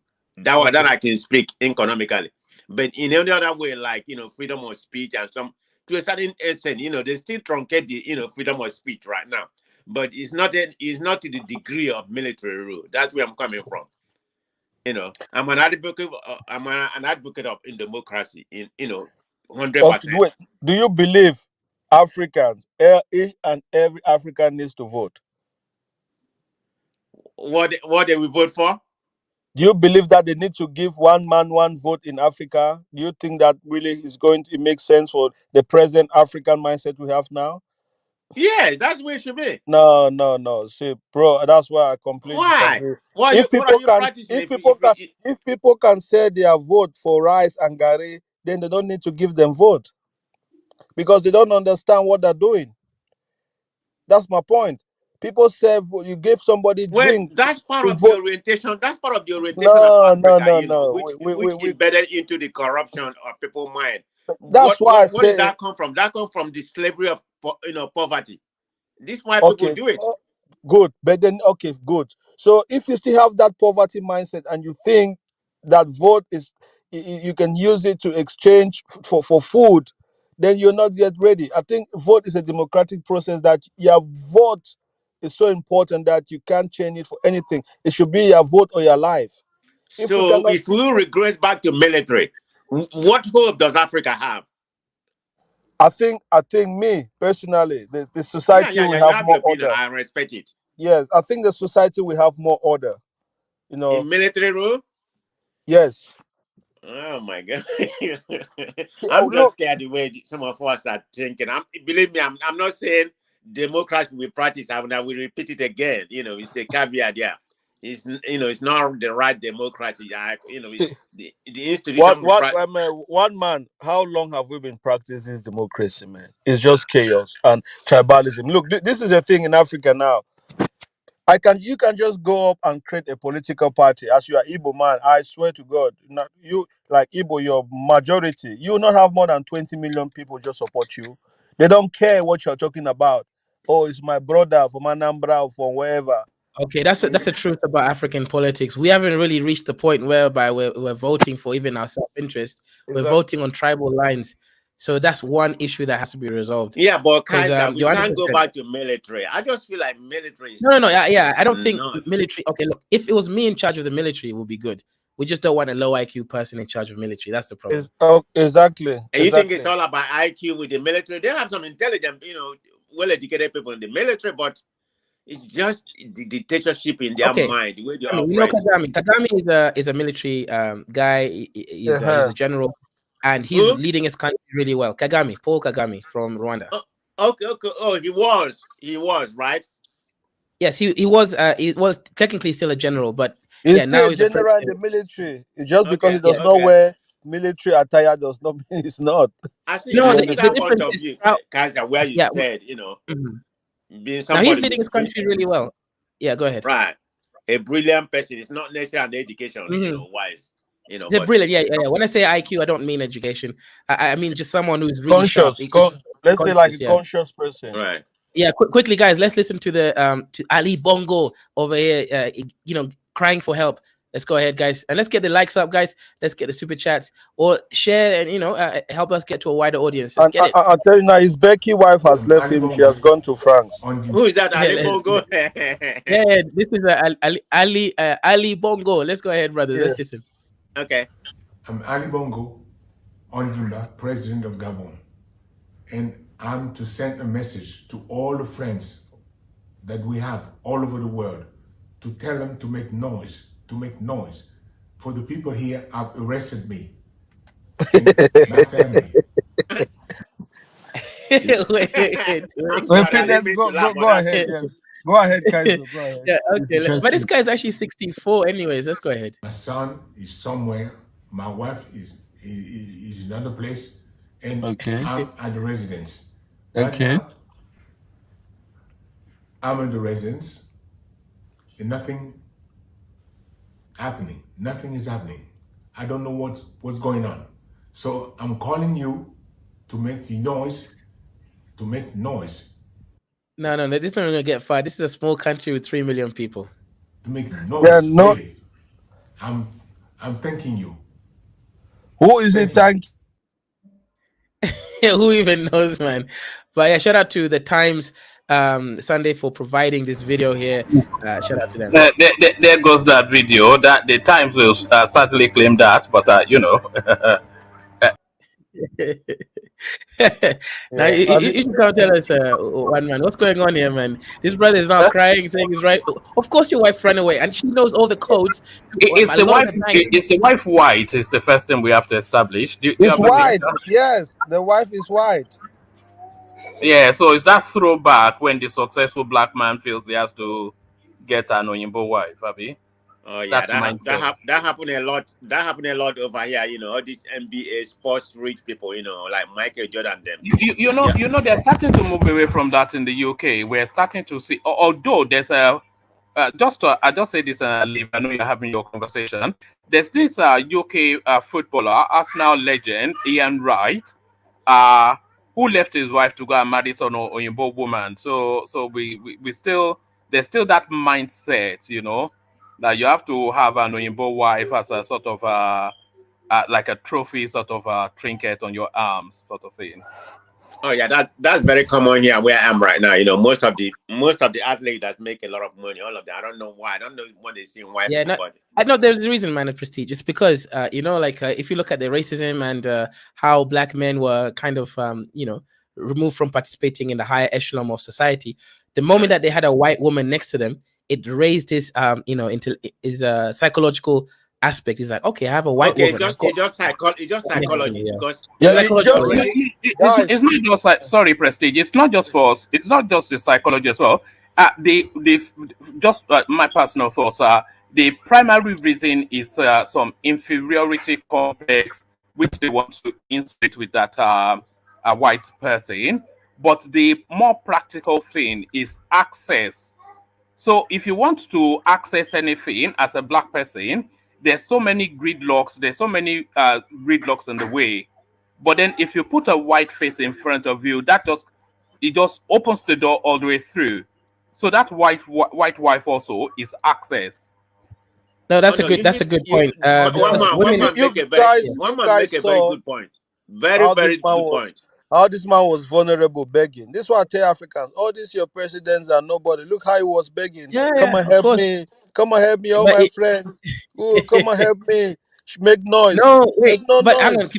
Kifaru, didn't I say that basically in each region has a okay, in Africa every area has a regional power. In East Africa is EAC, you got IGAD, South is SADC, North I don't know, and West Africa is ECOWAS, and then Central Africa. The Central African one is just a lead. It's just a bunch of guys who are all dictators who are Yes, bound yes. together to help each other. Yeah, It's a that's the hub dictator's of club that's in the the hub Central of Africa. dictators in Africa, Central Africa. Yeah. You've got Obiangema, you got Paul Biya, you got this one, and then you got the other one, Denis Sassou Nguesso in the Congo. Yep. You It's understand? just it's just a dictators club there It is saying, okay, dictators club, all people of dictators. Now these friends yeah, cannot help you. All of them are scared. I think they've seen it. They say, "Oh boy, there's something coming for us as well." France is not going. yep, ECOWAS has got nothing to do. It's not ECOWAS cannot even say anything. It's not ECOWAS region. You understand? So Semak is not going to involve. Cameroon is not going to involve. Go and fight yourself. He's done. He's by himself. No one is going to get involved in Gabon. You understand? right. It's not like big brother Nigeria that wants to be the leader of everything. That they don't. They will not even Hey, mention. hey guys, do you know what I've noticed? What I'm beginning to realize since I've started following politics about geopolitical issues about what's going on in the world. I've noticed that the French colonization is the worst thing ever happened to Africa. I'm not saying I'm not being a sympathizer to the British colonization, but Yes. when it comes to the French, I don't know how they manipulated the country they colonized to the extreme. Yeah, there's actually a study that distinguish the British system of assimilation and the French system of assimilation. The British were not the best, but they were when they were leaving, they were telling you guys you need to sort out yourself. They were trying to give you the opportunity at least to be your country. But the French did not leave. They wanted you to be France. They wanted you to feel that you are part of France, that entitlement. They made these people to think you can come to France, Yeah, it's that's your country. If it's not working in your country, just leave and come to France. That's the different mentality. But the English, they tell you, man, we don't want you in Britain. Take care of yourself. So it was a lit that made these people think differently. And they even seen that in Cameroon. Even the French Cameroonians, they say, oh, the Anglophones are different. They're fighting for change. They want to build your country. But we just want to go on France, want to do French things. You understand? You can see it. You can actually see it. They feel happy with nothing. Do you understand what I mean? The French people, they're happy for having nothing because they can go to France. Someone can sell the whole family's land just to go to France. Everyone in the family just to get a French passport. They still think like that. Kaizo, can I share a screen for a moment just to add to what yeah. Go ahead. Yeah. Gafaru is saying or Kifaru or something? Let me share this. Quite interesting actually. Can you see that? I think it's Can you just still see? loading from my end. Oh yeah, we can see it now. Yeah, we can see So, it. so these are the military coups that has taken place in Africa since 2020. So quite interesting. Almost, in fact, every single one of them is French. Every single one Yeah, of them. of course. Of Interesting. course. And also Wow, even the name that is coup, right? Coup d'état. that That is is a French definitely word. It true. makes That is sense. true. It Wow. makes Yes. sense, right? The word coup is also French, so it makes sense. You know, these people, it has just been a pass down of colonial legacy. You understand? From your child to your parent, to your child, to your child's children. So it's just that legacy of Can French I ask you a colonial question, rule. Kiparo? Can I ask you a question? Because you mentioned something there about French colonial rule and legacy, right? And then if you look Yeah. at this, if you analyze this thing of this page over here, if you look at French history specifically, because I do believe, it's not more, it's more than a belief. Imprinting, right? Of course, occurs even at a cross cultural level, meaning the British actually kind of put in sentiments onto the countries, the way the way of doing business, right? Capitalism, free market, all that kind of stuff. The British and the Americoid sort of system was imprinted into the so-called Anglophone countries. And then within the French countries, a lot of culture was also imprinted. Look at the Sapors in Congo, Brazzaville. These guys are living in poverty, yet they're wearing the most expensive clothes that they can get from colonial you eras. mean Sapeur? Yes, the pairs. Yeah, those guys, right? So Yeah, same thing Sapeur. here. I believe this whole coup thing, even just the concept of using a coup as a way to redistribute democracy, that's a very French historical fact. Look how many kings, King Louis, how many of them were, removed from power through violent or other means. So I do believe, honestly, African countries, right? Legacy of colonialism is that we're behaving like our parent models. That is a belief there. I think it's more than just specifics that cause them to have these coups. It's also just a colonial legacy. Yeah, Abi, I want a coup in Cameroon. If I can get some people, I will go join them. I will pack my stuff and go tomorrow back to Congo. There's a wider story that this picture is telling us. Nigeria is virtually encircled by military administrations. If you look at that image on your screen, Nigeria is virtually encircled by military administrations. Well, this is concerning, right? Nigeria is the only Anglophone country there. And okay, we've got Ghana and whatever. Nigeria, Yeah, Ghana, I think right, Sierra of Leone course. and But Liberia. here's the issue, right? And look at that picture, right? Because I remember I made this document before, and everyone on my channel they say Kaizo just loves the Anglo, the Anglo man, right? But look at that whole belt there across that whole Sahel region. And I said, right, if you look at all these countries, there's a few key actors. It's UAE, United Emirates, Saudi, and also Wagner, right, aka Russia, since Prigozhin is no longer the leader as far as we know, But even if he is still a leader, he's in bed with Putin 100%, right? So the point here is, if you look at Africa, we're being recolonized by a new wave of outsiders with outside vested interests. So all I can say is this, right? What are we seeking? Are we seeking freedom from poverty, or are we seeking freedom from the larger scale element, which is the Oyibo or the Muzungu? We have to decide what these coups represent. Because if it's poverty, then all we're doing is we're moving from one toxic relationship, and then now we're obviously going to be cucked by the Russians and also the UAE, depending on whoever's funding these areas.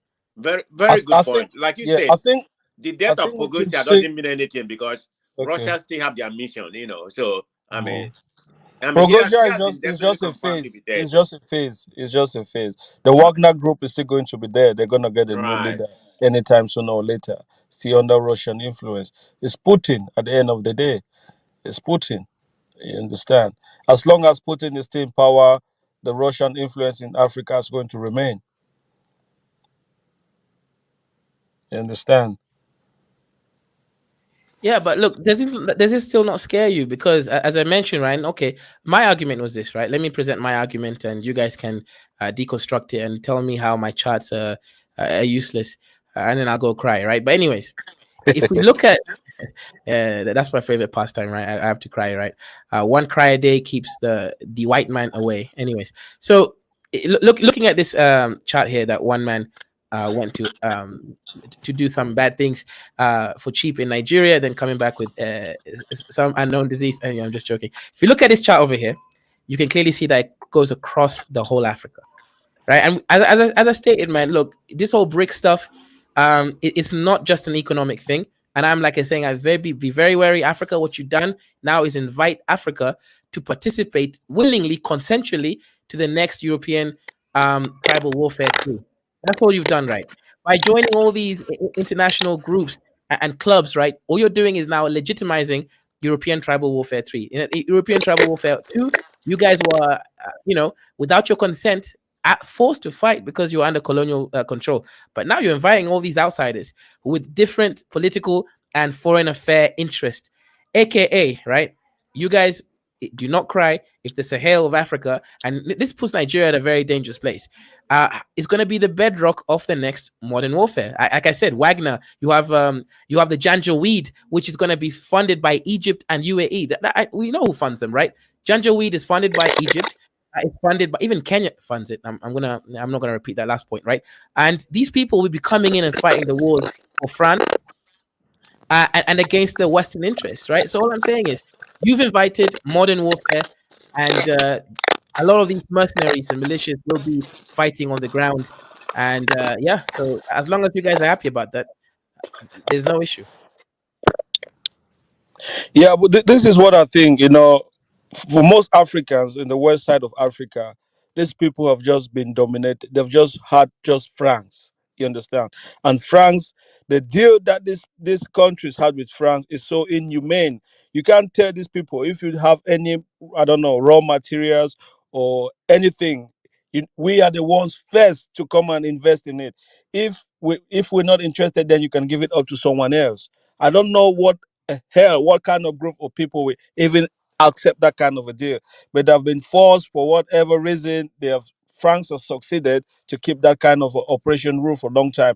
Now, maybe they need to get rid of France. They don't have an option. Maybe Russia is an option. Let them try Russia. Okay. Maybe if they can use Russia to get them Russia to free them from France so that they can think now with your normal self how to make business on their own terms and condition. Let's see. We've never tried them. You understand? But what I'm thinking, what I'm just hoping is that they don't go to see Russia as just someone that's going to replace France. Let them see Russia as let's work with Russia and try to see if they can help us get France out of the way so we can be ourselves. We can make business as an independent country. That's how I want them to work. Not you come and stay here and France go. That I'm not so happy with that. But I don't know what they're thinking, but I just hope they know what they're doing. Maybe if they're just working with the Wagner group and they want to make the Wagner group a complete different entity from Russia, then that will be fine. You're working with that a paramilitary group and not Russia, and you work with them. You're not working with Russia. If they can keep that relationship with that country and that group, then that would be the best option for them.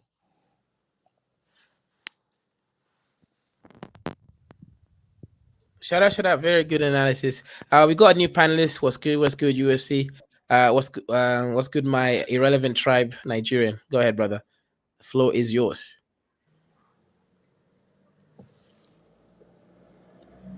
Guys, so I think Niger trying to kick the French ambassador out. That's crazy. Yes, yeah. Go ahead, Akifar.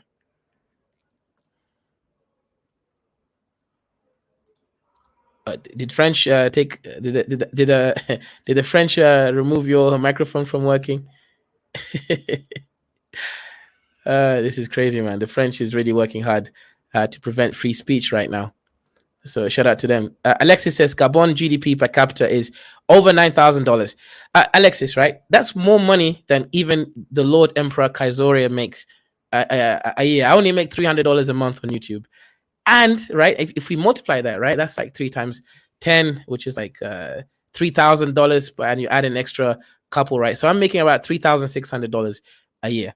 That is triple, almost triple, right? It's like how much I make a year, and I'm living like a king in Africa, right? So imagine if you're making $9,294 per person per year. Gabon should be the richest country in Central and Western Africa.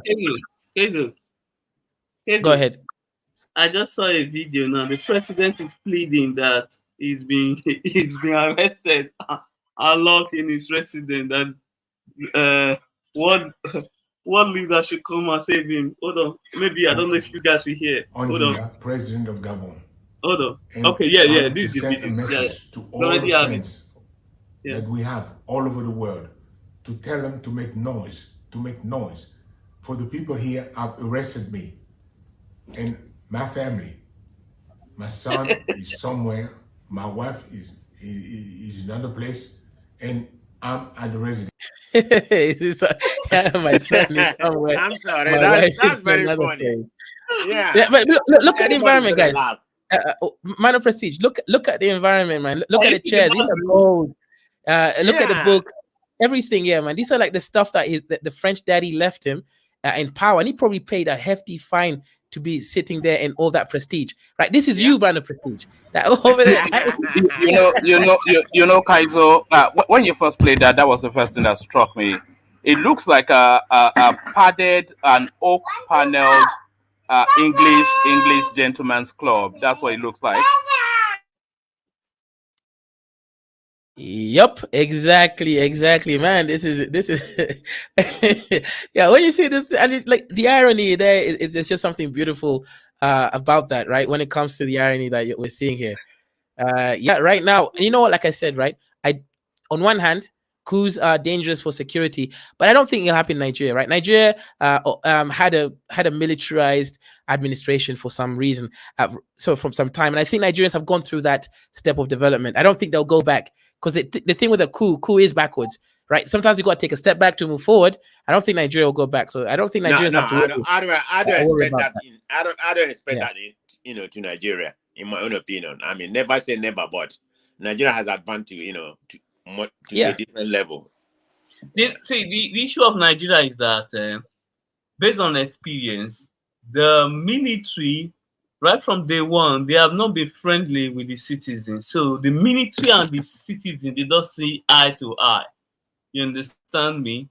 I believe they are more worse than the politicians. I'm not going to lie, the military. So most people don't want them back. However, they want the leaders of Nigeria to do better because what they are currently doing, these are signs. If they don't learn, forget it might happen in Nigeria. If they don't sit up and do what is right, the next 4 to 5 years.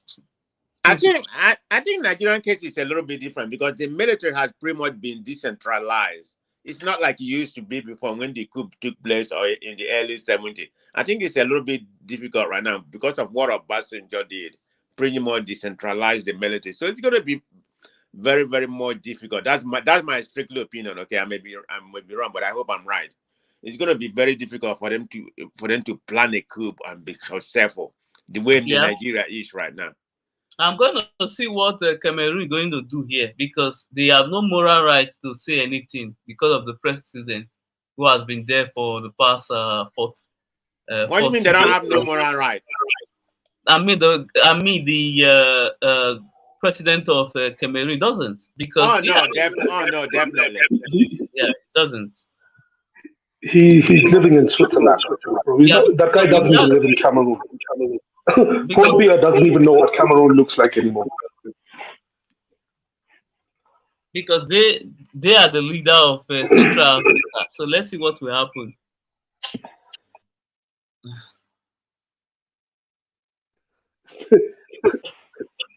It's crazy.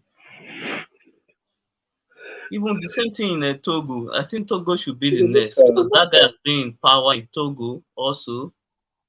They are not leaving. I was going to ask you guys, if you had to take a bet between who would be next to get coup, between Cameroon, Equatorial Guinea, and Togo, who do you think is more likely out of the Equatorial Guinea, I think. Equatorial Guinea. They have the same. I was also thinking Equatorial Guinea because it's relatively small. Same thing, high level of oil exports, but the people are still poor, so there's high level of discontent. Ruled by one family. I'll pick Togo, Nigeria, sir.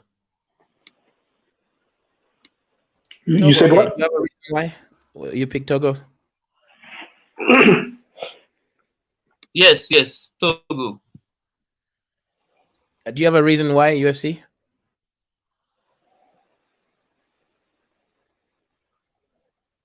Okay, so no reason why. Now let me read this. No. There's a reason why, because same family have been running the country for decades also. Just like the Ali Bongo family. So that might lead to... Yeah, but I was thinking it's more likely for the coup in Gabon to transfer into Equatorial Guinea because they're mostly the same people, at least tribally. The dominant tribe in both countries are the Fang people. So it's easier to do something when someone of your own has done it. That makes sense. Yeah, that makes sense. And also, if you look at these coups, right, they're definitely being funded by someone. I don't think Africans are doing that long thing like Patrice Lumumba and what's the other guy from Burkina Faso? The other guy. I think there has been a fair coup before in Equatorial Guinea. One. Okay. Yeah. And you know what? I'm actually thinking that France is gonna start orchestrating coups as well, and putting in new puppets who are actually still under France but pretending that it's actually a coup, right? So basically, removing the old elite people. Mark my words. Even this might be one of those coups. I don't believe this is the same spirit as the other coups. This is my intuition. I don't have proof, but I do believe France. That's the most African thing you've said so far. France I don't believe this is the same spirit. France will never want to go away from Africa. Believe me, because they'll be done. Yeah. Because they I know. Africa. I mean, about 90%. No, my argument is that. Yeah, no, I agree with you. My argument is that France will orchestrate a coup in order to make it seem like they're being free and put in a new puppet leader who's actually pro-France, but having more long-term relationships. Because one of the issues here, and shout out to Flexstar for bringing up, it says France will be pushed out of the way for US versus China, Russia showdowns. He's basically saying that if you look at the Europeans have been cucked by America so bad. France is like the last the last channel before that they can be removed. Look at Europe, the countries that have even nuclear weapons, it's only France right now, right? That I know of. In the UK, they pretend they have one called Trident, but realistically, who knows? But France is the last stronghold before Europe is fully Americanized. So I think France will fight a heavy war between actually three people: the US, the China, Russia, as well as the UAE. And those kinds of people in Africa. So there's going to be a huge stronghold war going on through mercenaries, of course, over Saharan Africa. Okay, so but the problem is, this is risky for France because if they lose, then they become pretty much completely dependent on the US.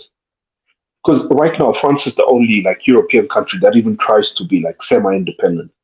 If they lose and they no longer have their West African colonies, it's over, bro. If we're being honest. Yeah, it's kind of crazy because the Germans focus more industrialization. They became fully industrialized, and yeah, they are the richest and largest economy in Europe. However, they kind of forgot. They basically let down the military and security. Right now, the French focused on using Africa for his money channels, right, and then they also focus on militarization and power. So France still has a say when it comes to the international military. But even I think the whole of Europe, Western Europe, is just going to become like a periphery to America, especially as the globe starts splitting. Western Europe is just going to be the landing spot for America and the cushion for America. Because even Germany now, you talk about the industrial might, well, that's kind of dying at this point. Like the export market to China is starting to decrease because even the machines that they used to sell to China, the factory good machines, the Chinese are starting to make that now. On top of that, the energy supply is starting to dwindle from Russia. And no matter where they get their energy, it's never going to be as efficient as the Russian energy they're getting. When you look at Germany, even from, I think, 2019 till now, there is more capital outflow than there is capital inflow. That means France, more money they is still have the leaving largest Germany. economy in Europe. Yes, but we're looking at trends, bro. If you are, let's say, 60. Germany have the largest economy. Yeah, I'm sorry. I mean to say Germany. That's what I mean. I'm not even talking about France. No, you're right. Yes, if you look at even their capital outflows recently, in the last, let's say, 5 years, it's always been in the negatives. That's a bad sign for a country that's your industrial power. You're supposed to be having capital inflows, not outflows, because that means more investments are leaving your country. So even that, bro, like even the industrial might is starting to wane. France's military might is starting to wane. Like, bro, I think by 2050, this is not going to be like Europe. It's just going to be America, Western America. That's it. That's crazy. That's like Black Americans colonizing Africans, man. That will be a really, really bad day. Hopefully, we Africans can stand strong. We don't get colonized by them. Because that's what the But even Americans now, are, right? Kizo, look at, German car industries, even now they're starting to they outsource now. The EV factory, all of them, the EV sources, all of them have started to outsource it to Chinese factories. Even their combustion engines now, they're starting to look to outsource it because a lot of these German companies are car companies are under severe losses and the manufacturing costs are going through the roof for them now. So they're even looking, even for their combustion engines, they're looking to start outsourcing it to countries like Brazil and etc. So really, they're starting to slowly deindustrialize, just like Britain and all these other Western countries did before them. And if Germany loses its industrial might, what does it have left? Nothing. All Germany has is industrial might. So if they, you're right. And you know the rest of Europe and the Americans will never let them build up the army or anything. So No, of course, yeah. really, No, but that's the thing, right? Germans are like the pit bull terrier that got castrated. Because these guys were powerful. Every single war, they keep coming back strong. So of course, America had to castrate them to prevent, their own power from, being, Anyways, the French, not quite the same as the Germans, right? No, I think the French is the one that has, at parity to Africa and some other places, because nobody speaks French outside Africa. And if you look at, who speak French outside, globally, beside the African countries? Not many. But let me ask you a question, man of prestige. What if France does this, right? Because I think French people can be high IQ sometimes. If they offer these countries full French citizenship, and all they have to do is just join France, do you not think that they would? I think most of them would. If they offer French citizenship to these countries like Gabon and say, hey, listen, you guys are now France, you'll get partial, self-determination. I think they'll agree to it. Yeah. So I think France will do some crazy things, some moves. We're going to see some moves. I don't think it's just going to be whatever we're hearing in the news about coups. I think France will start saying some radical things. Says, hey, listen, guys, any ex-French colony will give you full French citizenship to all your people and etc. You have partial reign and control of your regions, but you'll be French. I think they'll accept it. No, I agree with come you. on, I man. mean, You know that's I don't never think going they're to going to go happen. to that route, but French is It going might. to do something because they are peril right now. I mean, something has to give because they depend on Africa, all these people they colonize for their livelihood. That's So they desperation have of the highest order, Kizo. Come on, man. No, it is, man. Shada, let me just respond to this comment, right? So Russia is 5.3 trillion, and apparently German is 5.3. Yeah, you see, there's no difference here. And if you compare Germany to Russia, Germany has like crazy $60,000 per person, and Russia has like $10,000 per person. So even if Russia had a lot more money than that, you know what I mean, right? The difference in GDP is very small, and Germany still has a huge per capita difference, right? So Germany is still the largest economy in Europe. By the way, this Even is nominal, Kizo. Yeah, This is I nominal thought GDP. Germany is ranked like about number 5 or 4 per cap, GDP. I don't have it in front but of me. No, this is nominal GDP, but PPP. So it's measured within that's your own PPP. currency and not using the dollar. Oh, Because I mean, let's be honest, Russia's currency is going to be cheap because it has been under sanctions for X amount. Even I remember some economists were saying this. Some Russian economists were saying this. You were saying Russian companies are always undervalued on the international market, like Gazprom and so on, because these companies are always under sanctions due to Russia's thing. So when their stock is traded internationally, it's always going to be relatively undervalued than what actually is. Interesting. Okay. So that's PPP. Let me see if I can find some nominal points over here, right? Because obviously, look, me personally, I'll say this, right?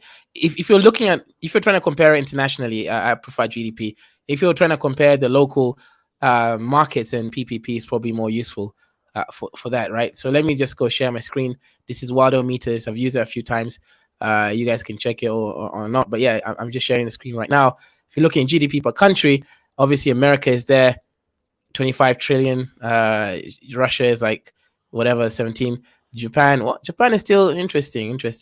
Germany is there, right, at 4 trillion. This is 2022, right? Where is Russia? Russia is 2. Okay, so Russia is still very much behind Germany when it comes to nominal. So I'm not too sure if I can find a more relevant.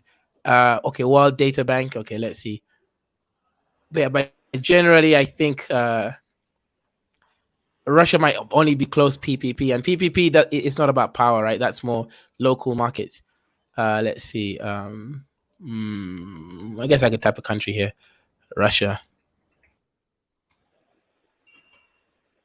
Did it come?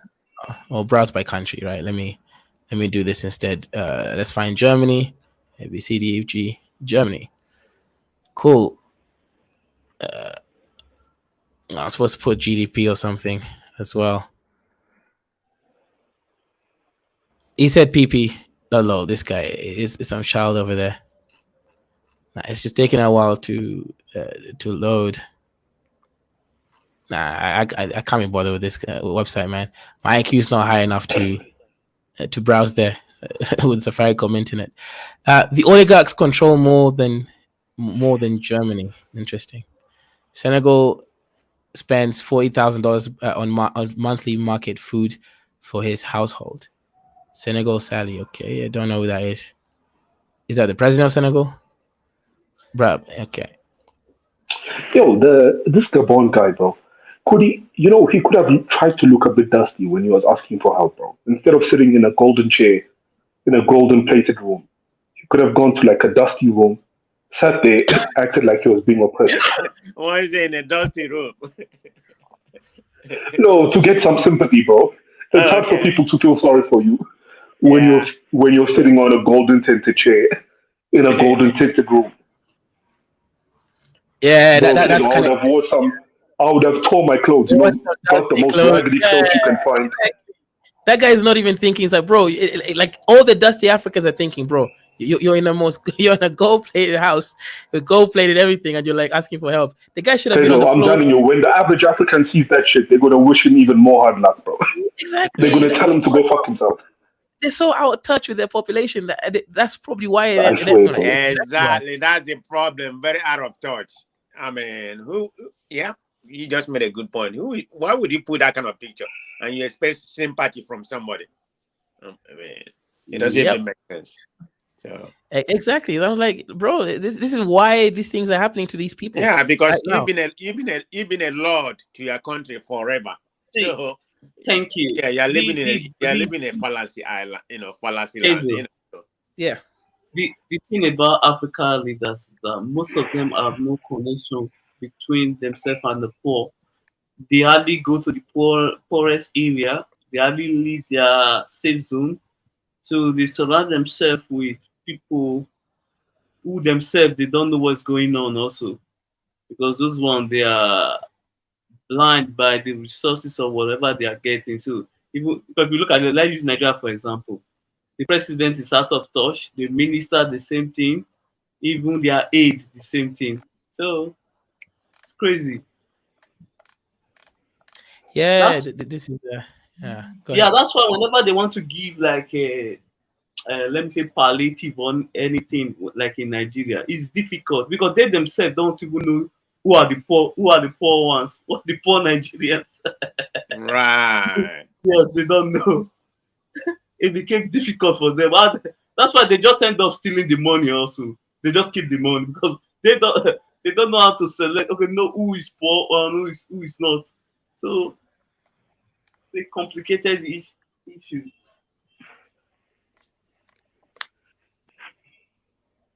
Interesting. Apparently, I've just found this document here that the far right French ministers are out here meeting with Sal from Senegal. This is interesting. So yeah, I guess French is making new deals before all these things are taking control. All these coups are taking control. So yeah, it makes sense. They're out So here what trying happened? to. Well, yeah. So the Senegal president it met with some high-ranking French ministers, and trying to renegotiate certain deals and see what will come out of it. So France is definitely looking through the list of ex-colonies and trying to solidify some relationships. Yeah, they Probably have even to willing find an to. option. Yeah, whatever They have to find negotiations an they're option, gonna no give doubt them. about it. They need to start renegotiating their contracts with those countries because instead of allowing to bust, because everything is exploding now, so they need to start renegotiating some of those deals. I mean, they have to. If you look at the way France is structured, the country is not industrialized. So how are they getting their forests? If not their dependency on Africa, all these people they colonize. So they have to do something. They are not like any other country, like England or whatever other, like Germany, which is pretty much, depend on the industry, So they have to do something. I mean, they depend on Africa, the colonized Africans. So definitely something has to give. They are probably, having a sleepless night thinking about an option they have to go through. They have to. I mean, up to right now, they have not abandoned their embassy in Niger. You know, I mean, with the whole forces that's going on right now, they refuse to leave. So think about it. They're not going to leave. They rather die than leave. Yeah, that's where we are. Interesting. Someone says France has to hurry. Senegal will be next to experience a coup. Interesting. Yeah, we'll see. We'll see if that actually occurs. But yeah, generally. So let me ask you a question. Yeah, actually, the brother yesterday, the guy from Edo State, his name was Midwest. He made some really good and very basic but very high. Yeah, my brother, Midwest. Yeah, high level points, right? He's talking about these coups, right? There was one perspective, Abby, that I think we all missed. At least we didn't state it. These coups are orchestrated by high-ranking ministers, and then they use the military to pull out their coups. These are not military officials starting most of these coups. This is in conjunction with high-ranking opposition ministers. Yeah. Yes, high-ranking power player in the country. Yeah, they are the one. Yeah. Yep. Because they're the ones who can actually still negotiate deals. They're the ones who are close to the contracts with the government. Countries. You are right. Like in Nigeria, like in Nigeria, the former military leaders, they are still extremely powerful in Nigeria. The Babangida, the Obasanjo, are they not military leader before? All of them, yeah? Yeah. Them Theophilus Danjuma, all of them, they are still alive. Those are the owner of Nigeria.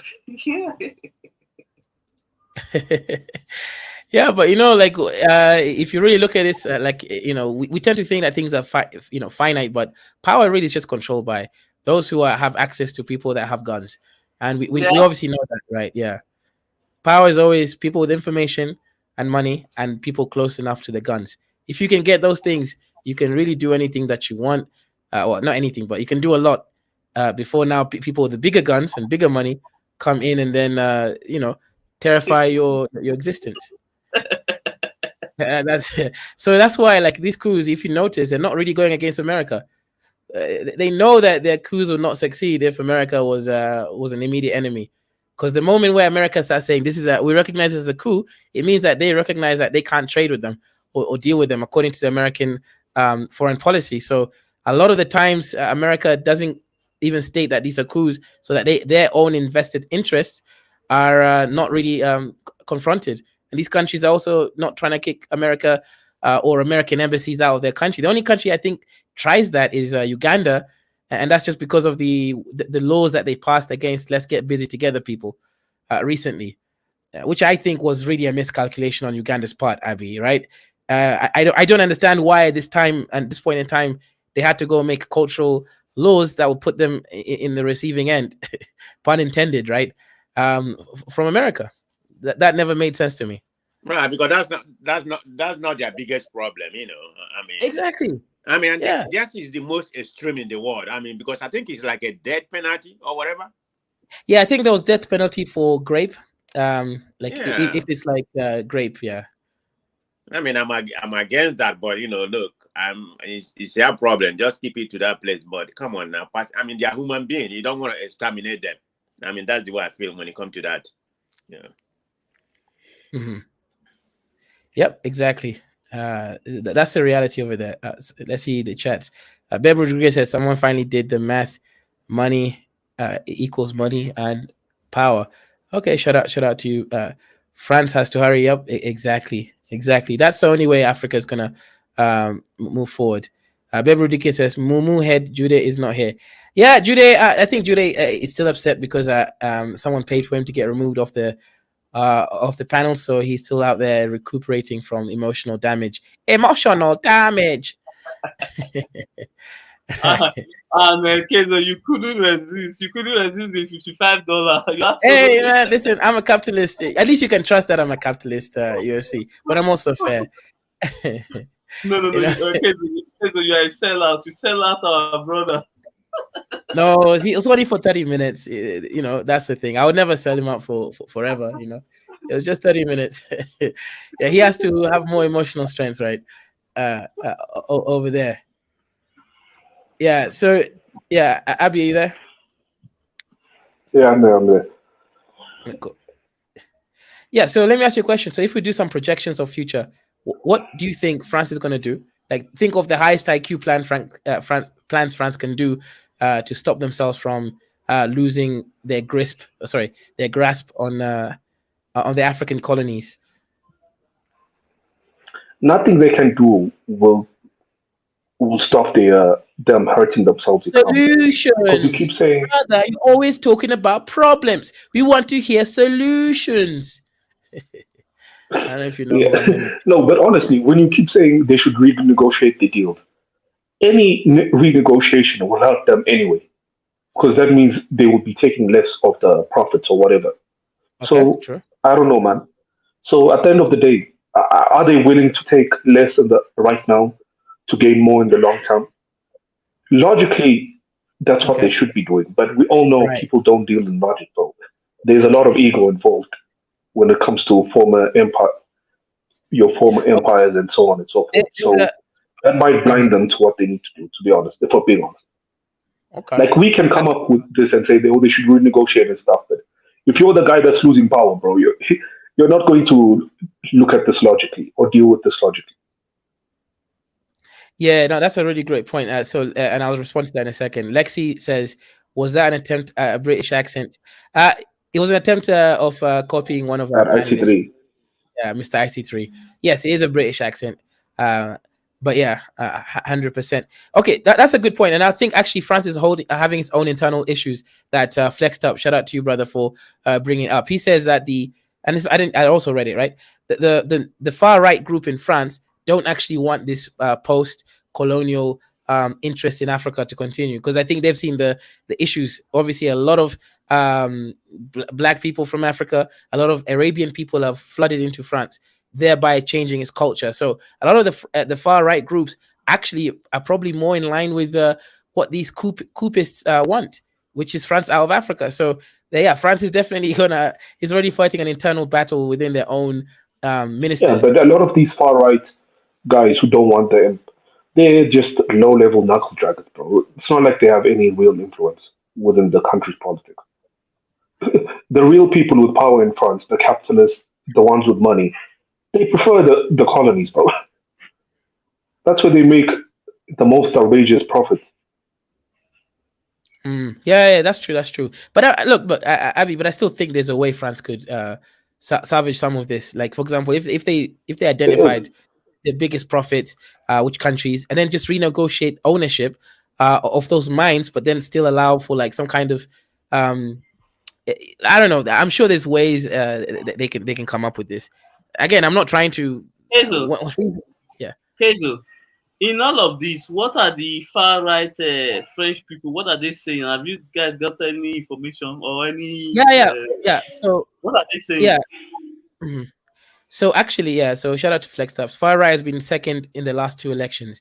The far right people, in generally, okay, I'm generalizing it, then I'll be Okay, specific look, about. it's like I need to Yeah. tell these people, bro, if any far right politician ended up winning any of these elections, by the time they get to power, they're gonna be like Trump. Trump told you when Trump was campaigning in 2016 or 2015, he was making all these outlandish policies on what he's going to do when he comes to power.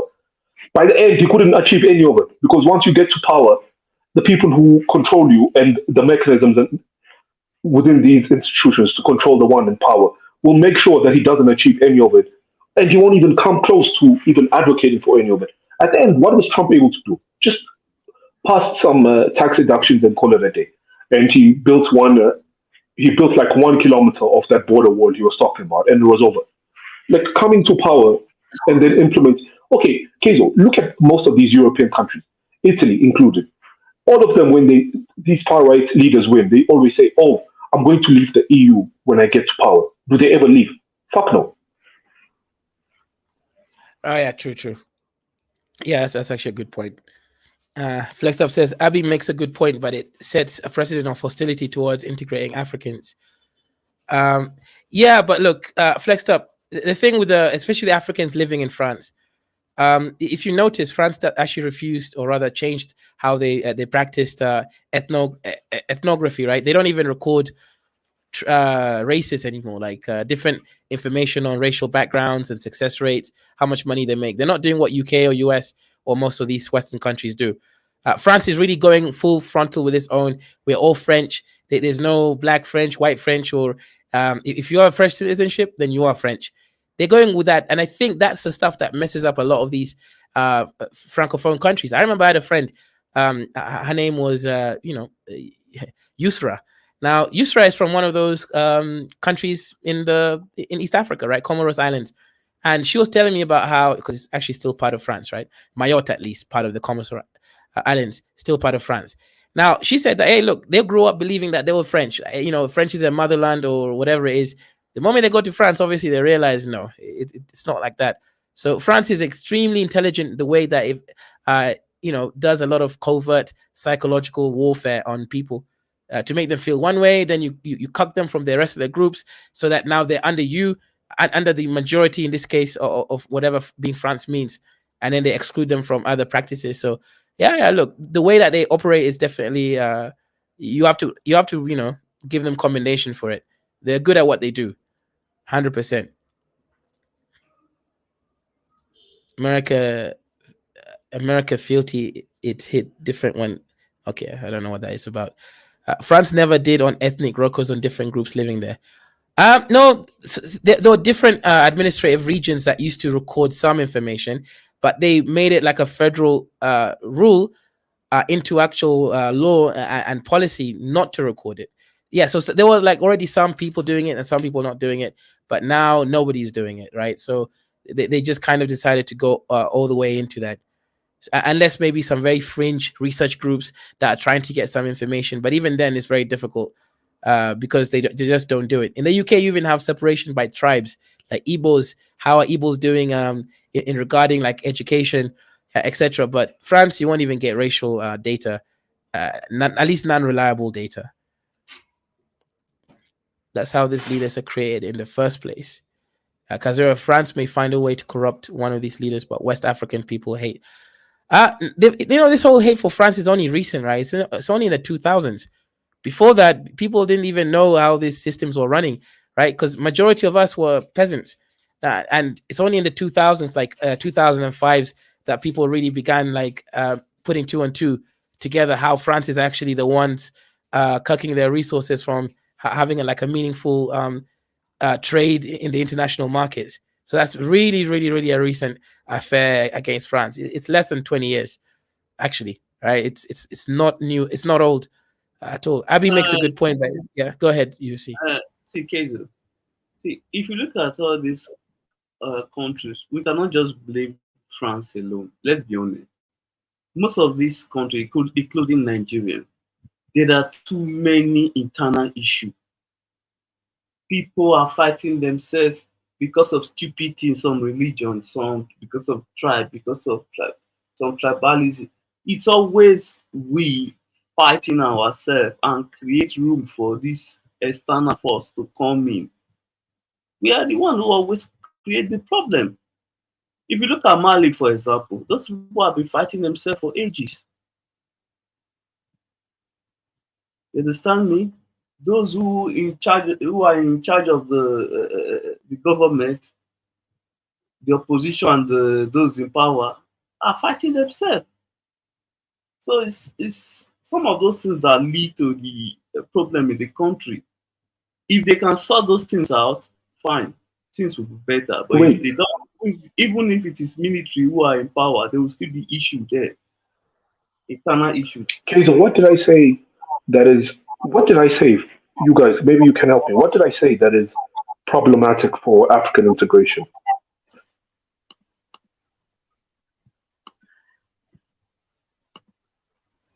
Oh, it's a statement earlier. You're talking about how you're mentioning stuff about France and the far right.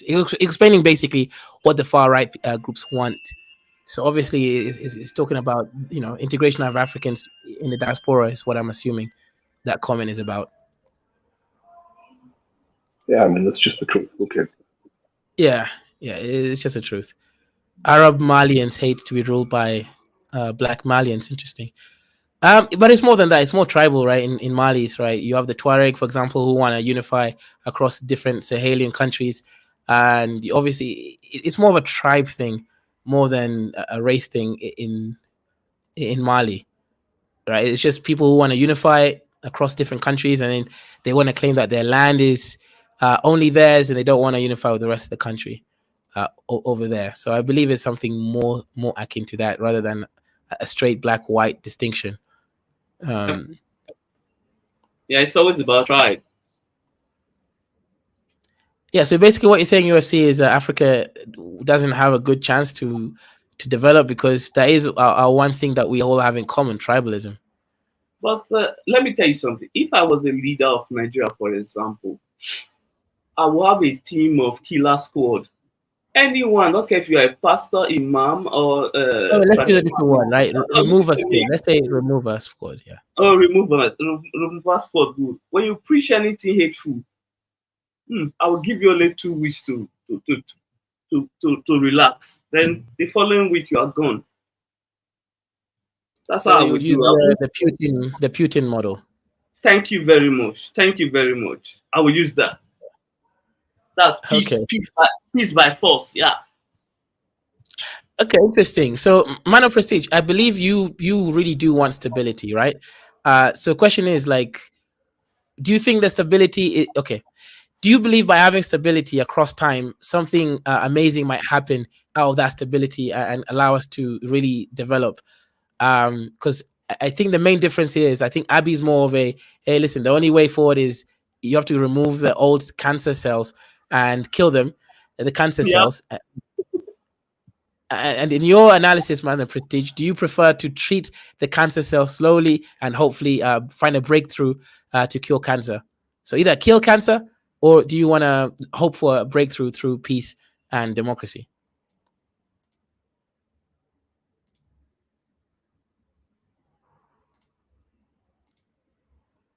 Okay, I guess minus prestige is doing something else. But yeah, I think that's the main discussions really. Like, which is the best form, right? Look for stability and peace, and hope that one day you'll find cure for cancer, aka issues in Africa. Or hey, be more radical and just try to have loads of chemo and just hopefully kill that cancer without killing too much of your own good cells. That's more or less right. Coups versus non-coup. That's the argument here. Really, it's like, okay, what's the best path forward? I'll be no net. Shout out to you, Kifaru. What's good, brother? Yeah, man. Yep. Been busy. So what's up? Not much, man. We're just talking about the path for Africa's development between coups, which I'm representing it as killing cancer through chemotherapy, like advanced chemotherapy, or more of that long term, looking, slowly treating it and looking for a cure, aka democracy and stability. What do you think will allow us to reach the level that we say that we want to reach? I think we need acute chemotherapy, like really strong one, immediate one. This long, We don't this want long. chronic chemotherapy. That won't work for Yes, Africa. yes. All this. The more you give Africans option, the more stupid they get. You understand? If you just wait, oh, one day these people are going to realize, it's never going to happen. You get one guy that is intelligent, then they give birth to 100 more that are stupid. You can't wipe that gap. It's impossible. You understand? So we need to force people to change, man. You understand? The ones that will survive, we can work with them. At least they've changed. No, so you can't be asking everyone's opinion. I know one what's it called? Man of prestige thinks that people one day, these Africans, we know one day will become conscious. Right. I see. Okay, that I see your analysis, right? Because I think someone came for you, Kifaru, once, and they said, "Look, Kifaru, you believe in radicalism, right? AKA dictatorship, different forms of dictatorship." So someone asked you, "Well, Kifaru, Paul Biya is a dictator, and Paul Biya is not doing good." So what would you respond to that, right? Um,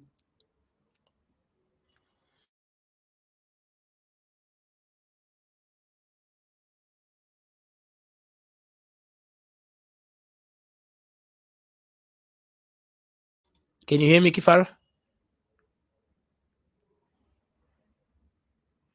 Yeah, I think there's something wrong with your connection. Yeah, we can't hear you. Yeah, I'm not too sure. UFC, can you guys hear me? Or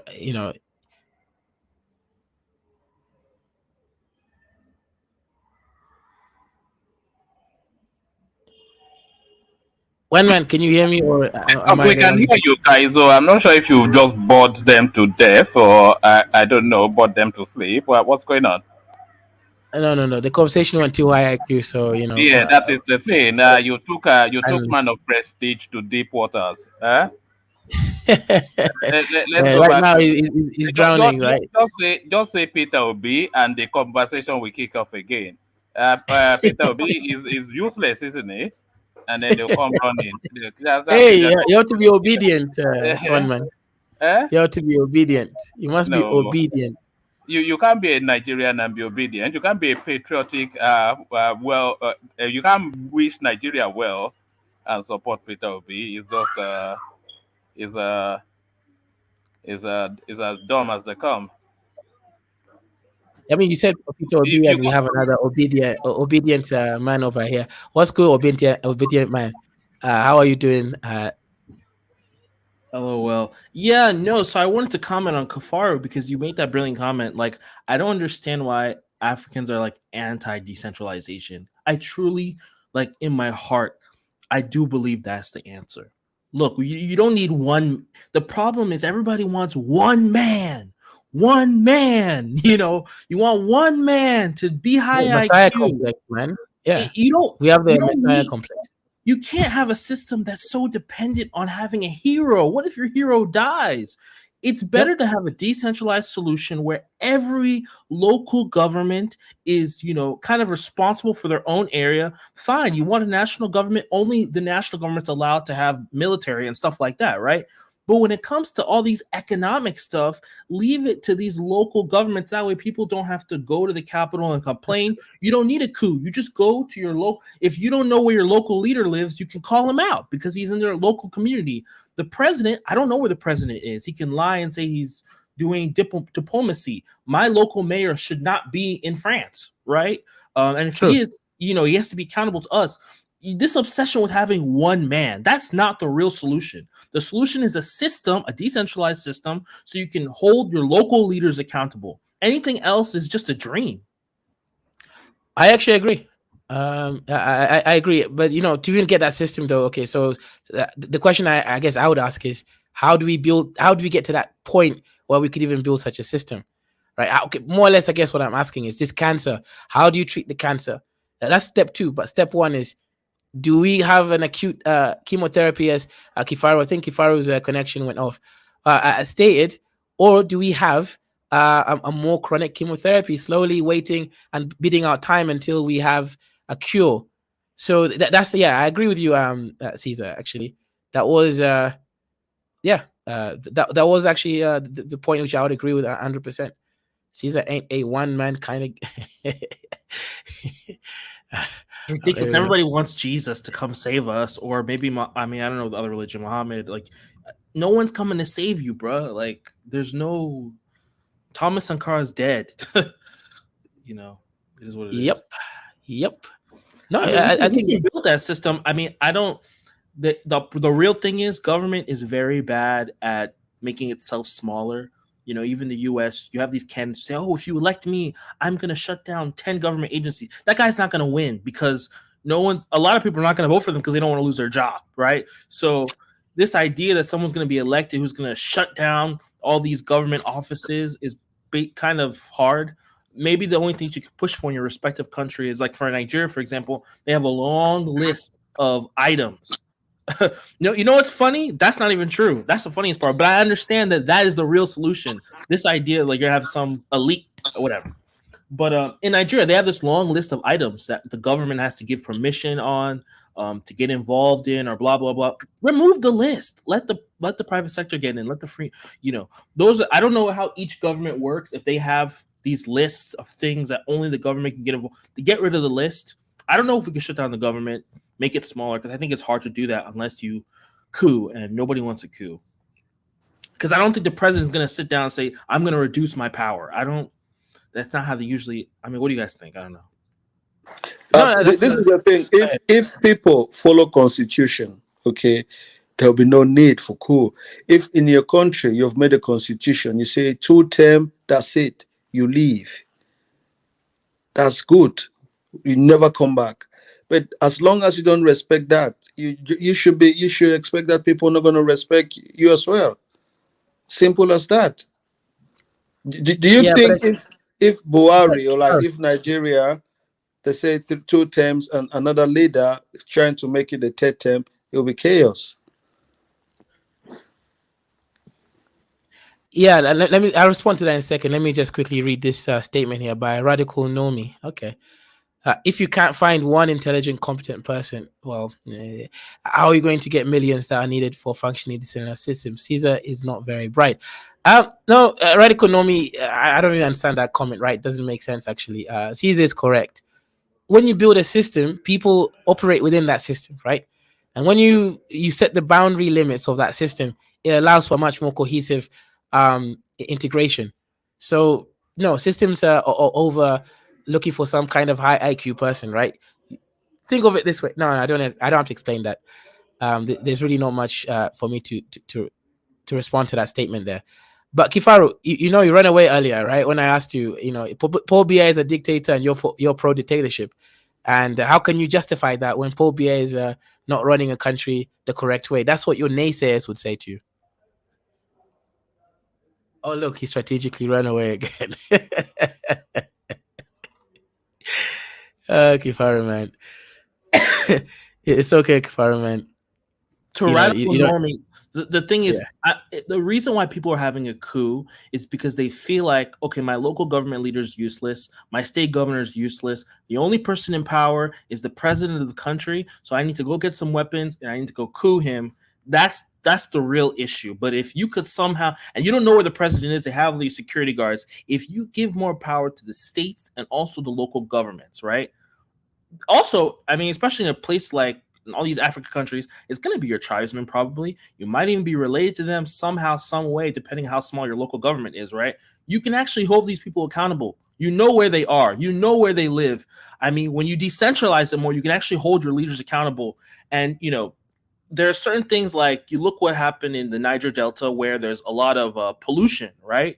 I guarantee, I mean, I know the people in Niger Delta do have some control over what's going on, but I do believe if they had more, there wouldn't be that much pollution there. At the very minimum, there wouldn't be that much pollution because it's highly unlikely that they would be okay with their own region being polluted if they were in complete control, right? So that's the kind of ideology I'm throwing out there. If you can grab it, Radical Normie.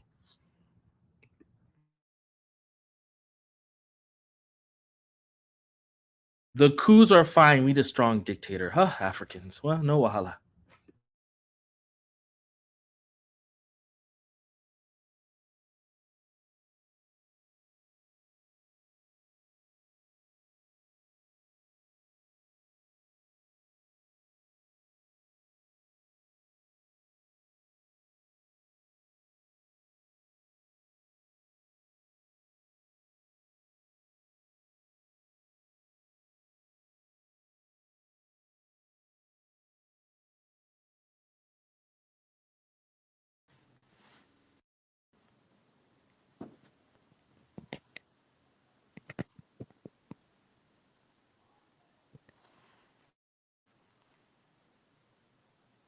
No one else has anything else to say about this? Yeah, sorry, I just had phone calls all over the place, man. They don't want to leave me in peace. Oh, wait, I was talking all this time, Caesar. Did you not hear me? No, we didn't hear you. Oh, I was muted. Low. Oh, my goodness, man. My IQ is showing through, man. Definitely need some white man genes. No, let me. You want more chaos, free for all anarchy. Yeah, so Kifaru, you kept running away from my question each time, so I won't even repeat it to you because I know you'll run away from it again. No, Kafar, did you hear the question? Paul Biya has been president. Look at Africa. We have all these leaders. They've been president for 40 years, 50 years, right? If you criticize the leader, they'll arrest you. I mean, do you really believe? I mean, dictatorship is already going on in many of these countries, but you believe, And Radical Normie also believes that a strong dictatorship is the solution. What do you think about, like, what's your answer to all this? Yes, I do believe, for most African countries, we need to bring people in order. We are so scattered the way we think, you understand? We've got everyone has got their own ideology, their own mentality. It's never been proven, and they believe that's the best. And you can't work in a country where everyone think they're right. It's chaos. We need someone that is good. We can put him there, and through that person we can use to groom a lot of people to work with him. That's what I believe. That's the kind of dictatorship I mean. I don't mean dictatorship just to fight the opposition. I mean someone visionary. So I always give an example like Rawlings in Ghana. They could call him a dictator, but that guy changed Ghana. And I know a lot of Nigerians that will agree with me that the military could transform Nigeria drastically. You understand? Some people deny, but they say, "Oh, during the military coup, a lot of things were being done in Nigeria. There was low corruption. Not everyone could do corruption. There was some order. There was some order. But if just make sure the people that are dictators are the intelligent ones, I don't mind. I don't mind. I don't mind going to the university. The professor of physics is a general in the army. You understand what I mean? Okay, Kafar. So here's my thing. So everything you just stated, I processed it. Paul Biya fits all those definitions. He's IIQ. Obviously, he's high IQ. He's been leading the country for 40 years, right? He has a vision. His vision is for his son to be the next person in charge of the country. His vision is for a completely French-speaking Cameroon. What else is his vision? A more French Cameroon. I mean, these are his visions. He's high IQ. You can't criticize him. I mean, he fits all these definitions. So what's the problem? No. What are you talking about, Caesar? No, no. That's not the vision of the country. It's not. How is that going to help Cameroon develop to be France, mini France, Well, put he in has his a child? vision. I mean, he fits all the definitions you gave. He has a vision. No, So I mean, no, but he's not an enlightened despot. okay. So how Let do me you say ensure that it's an first. enlightened despot then? Well, we keep on trying. We could bring another one. So, but how's it? So if it's a dictatorship, then how do you bring in a new one? If they have all this power, how do you get rid of the dictator when they have all this power? Well, that's a tough question. But what's the best way to do it? It's just to get someone that you think is a visionary. You understand, among themselves, and they have to do what they have to do. I don't know. I don't know if someone is a visionary. We're not going to complain.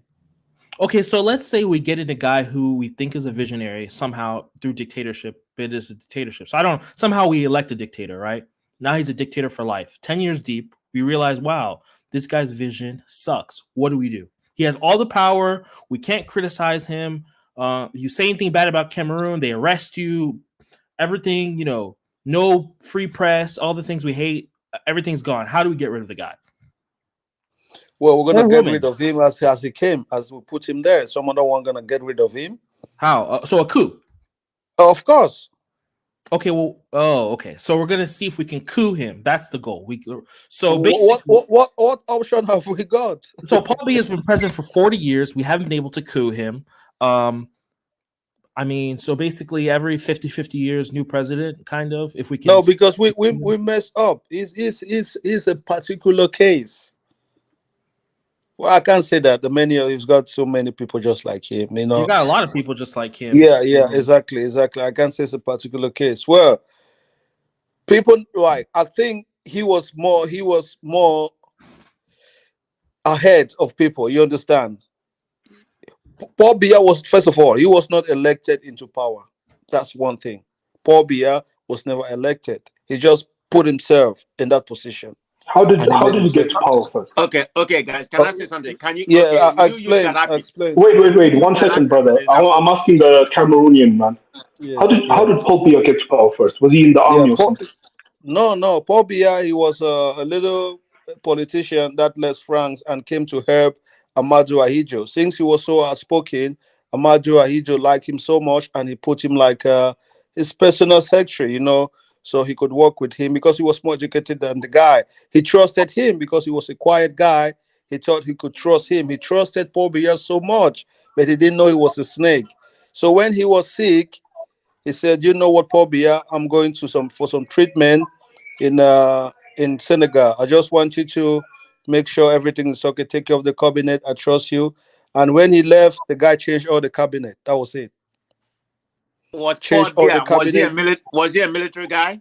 No, no, no. He was not. Changed all the cabinet, changed the presidential guard that was loyal to the ones from the north, the Hausa people. He changed all them, put his own Bolu people, reshuffled the whole cabinet. That was what happened. And he started putting people in prison. And he exiled the guy from coming back to Cameroon. He was so swift. He did that in no time. Yeah, that's weird. That sounds like a coup d'etat.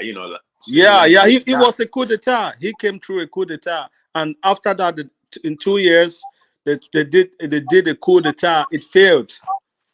You understand? Because the guys, they failed to take the radio.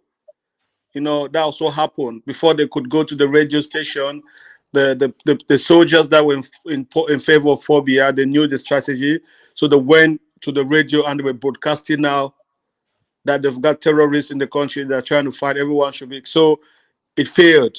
And it was a bloody coup d'etat of almost like, they say almost 10,000 people died. But it's like clear, no one even knew. So he was under the bunker. So he was controlling from there. So he accused the president of staging a coup. So he abandoned him in exile. He was judged and he was sentenced to death in exile. Let me So ask he you, became, would Gaddafi fit your theory? yes, Gaddafi will. But how can we remove him? I mean, he did good. I know Gaddafi did good, but there has to be a process. I mean, you But can't be this there this is the forever. thing. You see, I believe people become dictator when we have stupid people trying to take them out of power. You understand? That's where they become more paranoid. If someone is doing good and people like him, then there's not just some stupid opposition. You don't just hate someone because it's not from your village. If people start having that kind of opposition, that's where they become paranoid. You understand? But just allow him. Let's see what he's got. Don't But try to take but him but late you can't power. allow him to rule forever, regardless of what kind of development, human capital development he has implemented in the country. Which is But very paramount. I He get. can't Do rule you really forever. believe? Do you believe Paul Biya is ruling Cameroon? He's just a figurehead. No, I don't believe so. Right? I'm just saying. Yeah, I, yeah. I I don't. just use I don't Gaddafi as an believe. example. Yeah, So I don't believe you need to be a president to help your country.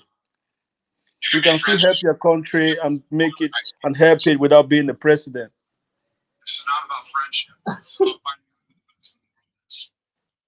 You can work with the current government. I don't think any Nigerian hates Nigeria. Any Cameroonian hates Cameroon. I don't believe. We just need to get the right people to build. I know it's hard. No, you can't. When you say the word dictatorship, it sounds really harsh and archaic, but there's no other way of saying it. We just need a despot, someone. Okay, you talk about Gaddafi. Some people will say Kagame. People say he's a visionary. Some people call him a dictator. But in no time, he has put Rwanda on the map. Yeah, but no offense, it's just like I don't know what it's just like. Let's put up a list of all the dictators in Africa right now and let's score them because you're gonna find out that most of them suck. In fact, Paul Kagame is probably Museveni. I like Museveni without doing an analysis. Okay, I like him. Kagame, we all like him. Good marketing, but all the other ones are trash. Well, you can't really say suck because I'm going to tell you the Central Africa, this present one, Gabon for its size, I don't think there's any country doing that small that's rich as Gabon. You can't really say they're doing bad. Equatorial Guinea, you got Obiangema. It's not really doing bad when you want to compare Equatorial Guinea standard of living and GDP in Africa. It's not as bad as most African countries that have got democratic election. Oh, come on. Even If these countries were good, we of would hear course. about them. People would not be fleeing. If they were No, but good, maybe we when would I'm hear saying some like, news don't, about a stadium or electricity or, all but you these don't other hear. things. We Do, would do hear you about, oh, they hear? went No on the one knew moon. about Gabon You because don't hear Gabon was anything. somehow stable. There's no fighting in Gabon. You don't see people of Gabon out of Gabon. They are all in your country. Most of them Gabonese. I wouldn't that know. in They have such a small Gabon. Yeah, population. you're right. It's a stable country. It's such a Gabon is small Exactly. population. I wouldn't even know. There's only 2 million people. Like, I guess I can't No, debate but that one. there are countries that are smaller than that, but they're not even richer than them. Okay, I even mean, Equatorial Guinea, it's difficult to see someone from Equatorial Guinea. This part we say Obiangema is corrupt, people living bad, he has all the riches, his son is a flamboyant boy. But you can't see someone from Equatorial Guinea. It's difficult. it's hard to debate this one only because they speak French and also they have such a small population. What are the odds of even find anybody, right? New Zealand's a great. I've never so. Okay, let's there's a take lot for of debates example. on Okay, the let's take for example Cameroon. I would tell you Cameroon is better off than most of these Sahelan countries. So why are Most people of them. complaining about Paul Biya then? No, I'm just trying to answer your question. He said they suck. I was just trying to tell you they don't suck like mostly like all the democratic Do you guys elected have stable leaders. lights? Do you guys have electricity, stable electricity all over Cameroon? Just wondering. We do have. We don't have massive problem of electricity. We don't. I mean, do you have We stable have electricity? That was kind of the question. not like 100%. It's not like 100%, but you don't need to worry about electricity in Cameroon if you want to What have a percentage would company. you what percentage would you say? I think we had like 60, so Like that out of building 24 dams. hours in a day, out of 24 hours in a day, if I'm living in Douala, right? Like, Yeah. how many hours of light would I have? Well, you have shortage of light only during the rainy season, but apart from that, you have light like for weeks or months, even without shortage. Hey guys, do you all know that in South Africa, just 2 hours, every day, there's no light everywhere. I don't know if you have studied that. If there's any South African here, maybe you can educate me. Yeah, I heard something like that. 2 Well, hours there's not. every day Yeah. in every city. Like Cameroon now, that they have to increase they've built 2 new dams because we need to increase the production of aluminium because the government say if we want to if we want to increase the capacity the production of aluminum takes a lot of energy, so they'll need to boost it up so that we can produce more. So they've built 2 new dams, and they say it's going to boost the electricity to up to 7% more. So it's something that is manageable. It's not bad. You understand? It's not bad. People's like food is not going bad in the fridge because of no light. You can. There's no generator in Cameroon. People don't use generators. So It's not a you think thing. Paul Biya is doing a good job? Basically, it's not really a debate. You think he's doing a good job, and it's like maybe that's Yeah, it's not like it's just so it's a centralized. He could do better. That's just my point. I think maybe another this issue is the is problem. Hold on. This is the problem with us. Okay, you say he's doing okay. I think what he's doing is that he's usurping the whole country forest and giving you a piece of peanut. Thereby, because he's providing very, very minimum basic, Okay, he's okay. amenities. No, don't get me wrong. No, I was just trying to answer Caesar, response to Caesar when he says all the dictators sucks. I was just trying to say, well, they suck, but it's not that there's no much difference as to most leaders that are not dictators. That I was just trying to answer. There's no difference for the most part. Dictators or not in my country, we can do better. We can say, it's what we can do for the country, not what our country can do for ourselves. If we have 1, electricity, 2, security. Believe me, Nigeria, that's all we care for. We don't ask too much. But hey, look where we are. Security is a big one in Nigeria, and electricity. Yes. That population, you need to have a nuclear plant if you can manage it. If you ask me, if you can manage it, fine. But if not, don't go there because it might cause more problem. And so, yeah, we just need these people. They're not visionaries. That's just my problem. They just want to be the leaders. You understand what I mean? They have no vision, because if you've got a vision, you have a plan, an exit plan. You say, okay, I've got 3 years out for maybe 2 terms. I do what I do. This is my plan. This is my 10 years plan, and I leave.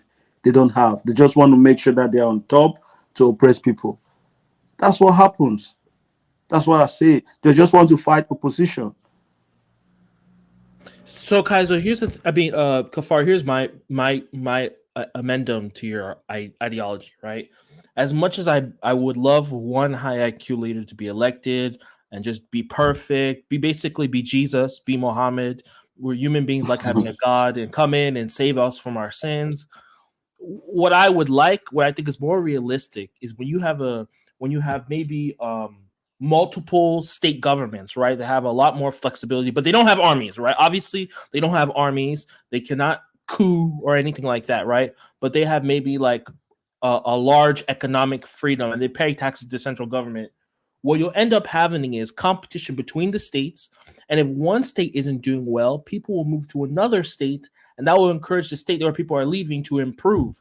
But I do think there's more accountability. I think there's more it's much more realistic when you have this competition thing going on, right? Exactly. Versus having a dream and hoping, and also your idea is, oh, we're gonna have a coup. Maybe this successful coup, let's say a successful coup happens once every 50 years, right? That means 50 years of, I mean, the way you're judging Africa's progress is comparing it to failed states. You're saying, oh, we're better than insert failed state. I won't name it, right? But the way I judge Africa is I judge it versus the West, because I think that's how China got so good. That's how you judge it to the best, right? So Africa's not really doing that well. So I prefer that solution. I want to compare us to like other great nations, not really other failed states. You get what I'm saying? Like stable electricity. If states had more power, I'm almost positive at least one dusty state somewhere would have electricity, and then a domino effect. So I think this is my perspective. Yeah. Yeah, it boils down to incompetence. You understand? Sometimes we speak on real surface levels, and we think these people understand. Maybe they don't. They don't. Who are our politicians? Who are these people? What are their credentials? How did they even get there? If you start asking the question and you start asking, like trying to do research on your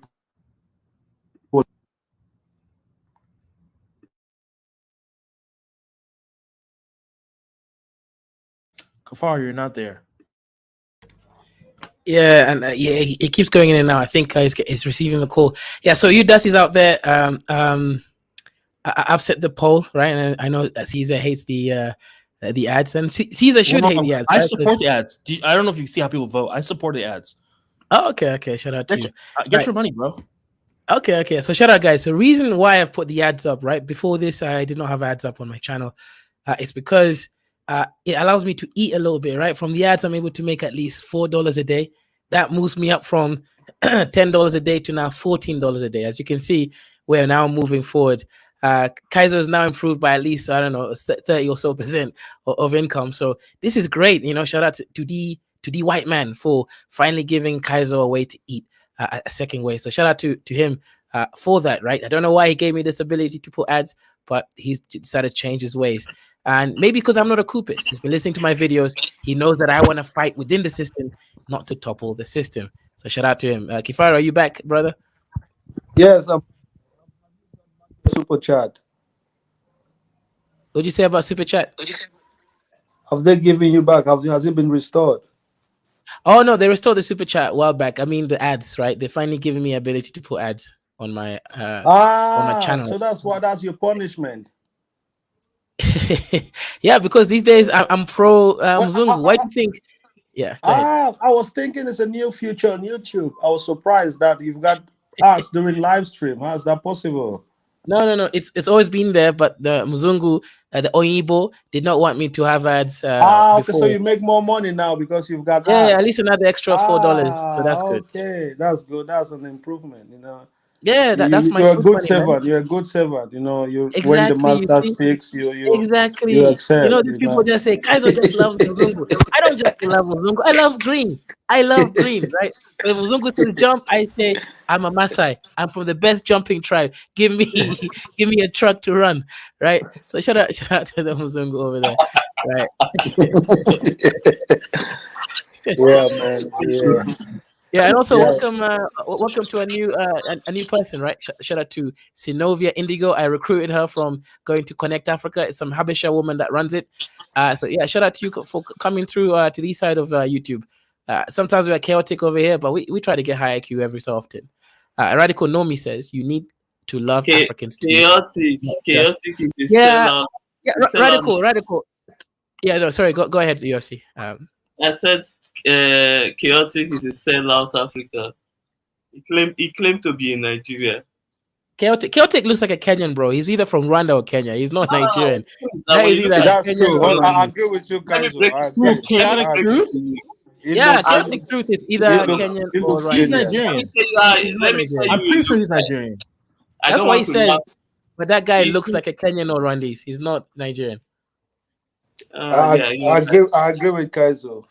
I agree with Kaizo. Yeah. One man. I messaged Connect Africa earlier. Actually, she hasn't responded yet, but I'll try to. Well, it's good we connect with someone like her. We can teach her how YouTube works, how to even make money, live streams, etc. Because a lot of people don't have that information, etc. And she will allow us to get into the Habesha, the Ethiopian community, that kind of market. That would be good for the diaspora and Pan African sort of intellectual conversations. Yes, I was even thinking of the debate between you and some female intellectual, Yeah, But should I be really useful. only, yeah, I came on really just off the back of what you were saying. Can you tell the distinction between can you tell where somebody comes from Yes, just by by looking at face, them? Yeah, just by 100%. looking at Yeah. them. Yeah. Yes, Yes. you can guess. There's some distinct feature that are particular to some people from a certain region. But apart from that, there are some people that can look like ambiguous. You understand what I mean? Yeah, but generally, like for example, even in Kenya, you can tell someone is from, let's say the Luos. They look a certain way. Kikuyus, they look another way. People from the Okay, northern areas. I'm talking globally though. Can you It's distinguish between globally. yes, yes, Yes, yes, yes. yes. Bangla? Can you distinguish between a A Welsh? Bengali. Oh, no. That Okay. is easily done. A Welsh, English, or a Scottish man. Can you distinguish them? Okay, from English, yes, but between Welsh and Scottish, no. They have a similar head shape. The cranial capacity is very similar. Their They head have is a looking up. yeah. No, Their head looks more like African head actually. you know how you can tell a Scot. You know how you can tell a Scotsman. They're a lot whiter, and then they get all these flushes. So their Yes, face is often red. They get this yes. red That's flush, also and they're a yeah. lot whiter. Yeah. That's also one way. But if you look at their head skulls shape as well, theirs is more of an Africoid head shape. It looks more like an African head, just with the European features there. And 100% one man, right? They have a lot more freckles, etc. But yeah, 100%. We've been studying. In fact, that's one of the things we used to talk about my channel all the time: race, genetics, haplogroups. Kifari, remember those conversations? Every show was about Yes, haplogroups. yes, yes. Those low And IQ then you end up conversations. shouting Bantu, and then all of the intellectuals Exactly, you exactly. kill Bantu it and off with Kushite and shouting Now Somali Bantu. you and reminded me. that. I need to do a Somali show very soon, so everyone can fight over Bantus, right? Yes. Bantu. That's how I remember. That's how I remember it was Bantu. Anytime I just pop my head in, say, It's "Oh, let me see Bantu. what guys is up to." It's just 3, 4 voices. You're screaming, shouting Bantu. over each other. Bantu. Oh God Almighty! I'm out of here. That's funny. Yeah, exactly, man.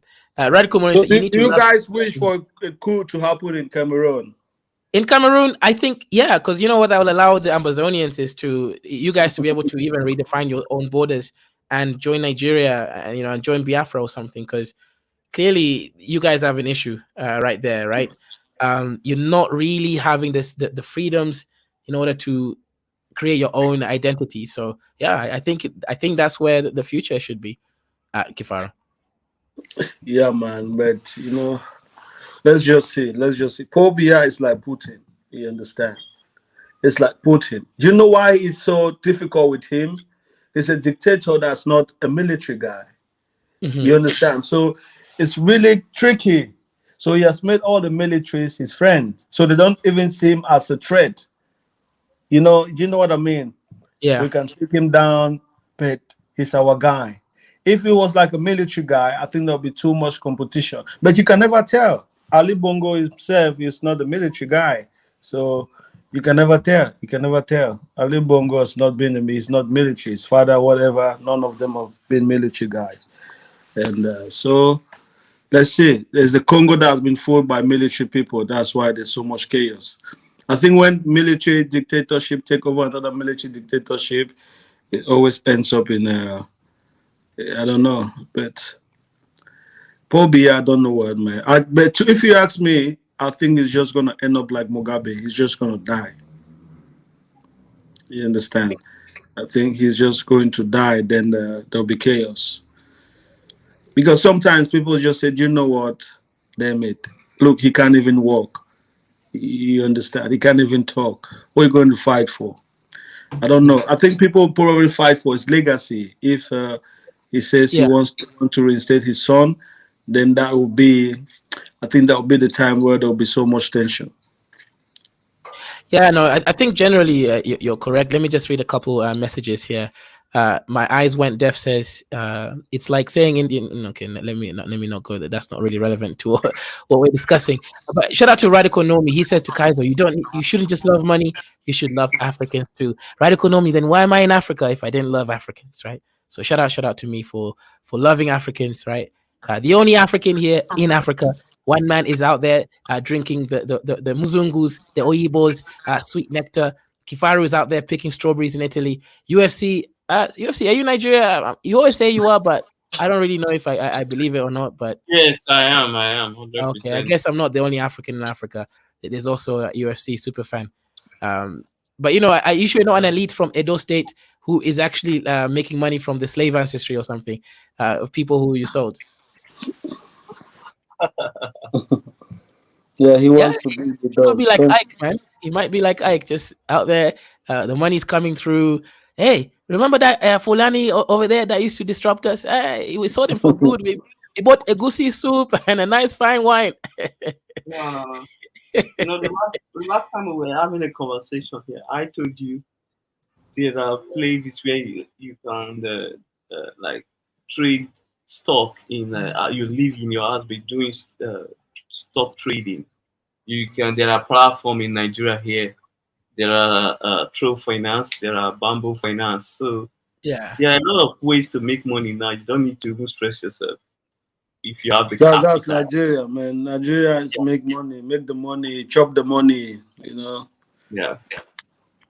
There are easy ways to make. Definitely, we need to go. I need to go to Kenya, man. This is Bro, come Kenya. must. It's a must.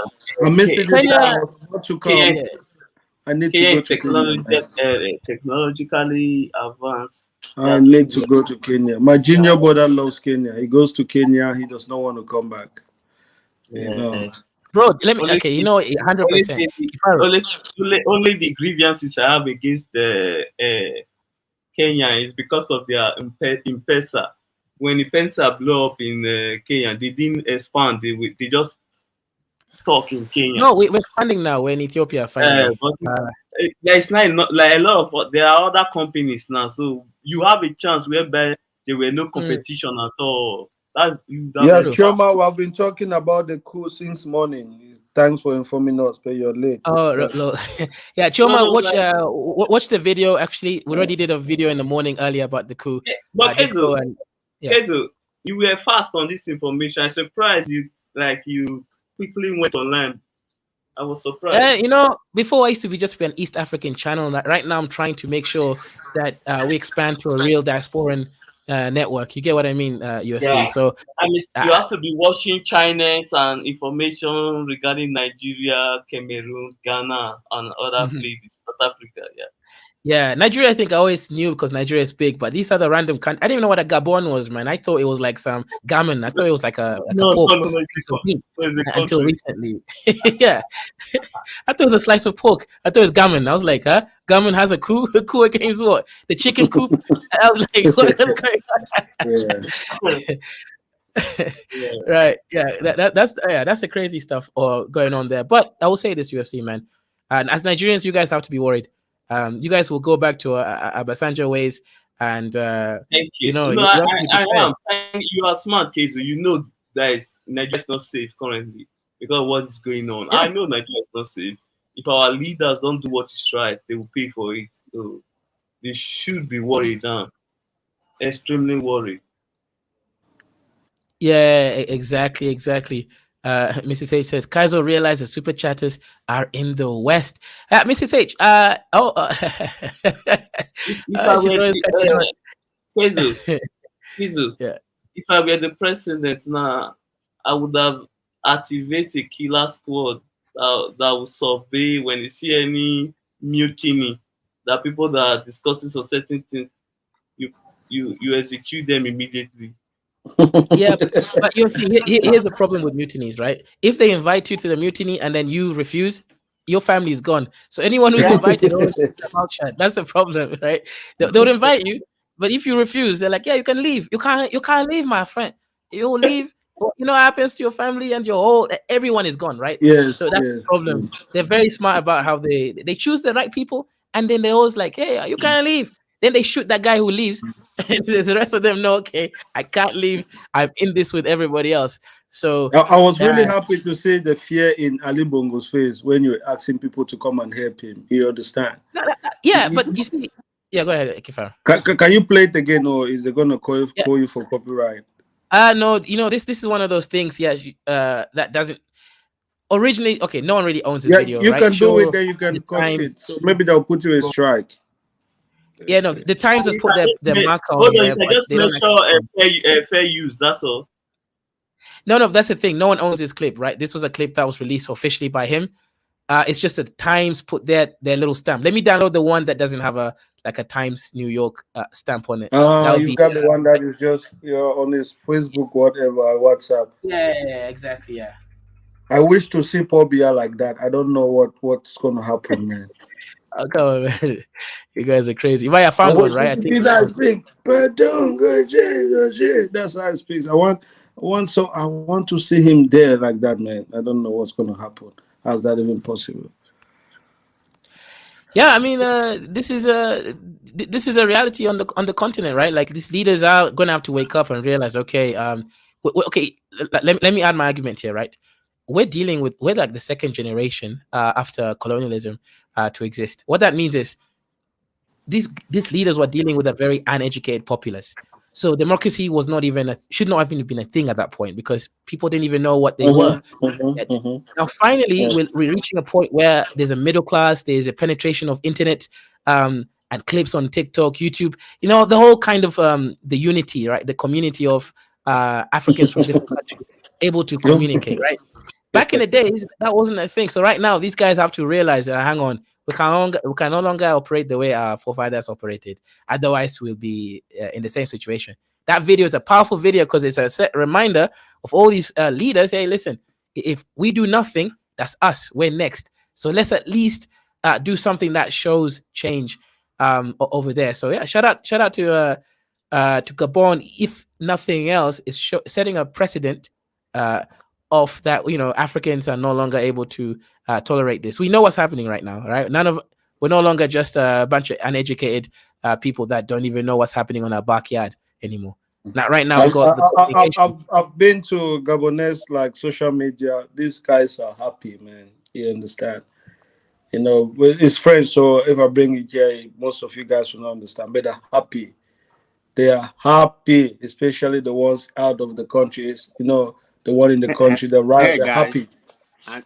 and let me say something. I know some of us are happy about the military that is perpetuating in the African regions, you know. But if there's any other way we can come in through this revolutionary, you know, like the Arab Spring, just let people go outside and protest and say this is what we want, and institute a transitional government instead of this military way of coming in. I mean, I'm never a proponent of military rule, so I'm totally against it. I agree, but if they could allow people to do that peacefully without killing people, that's one thing. You know, there have been countless situations in Africa where like civilians go out to air out their grudges about the government. They kill them, they shoot them. You understand? So people don't take those chances again. The military don't respect civilians. What do you expect them to do? If there's a bilateral respect, then we can say, okay, let's go and riot. The president is going to listen. But he does not listen. It's him or no one else. If people vote you and they say, well, we don't want you anymore, Why don't you leave? But now you want to kill them because they say we don't want you anymore. So what do you expect them to do? They voted you, they don't want you, leave. Simple. That's just what I think.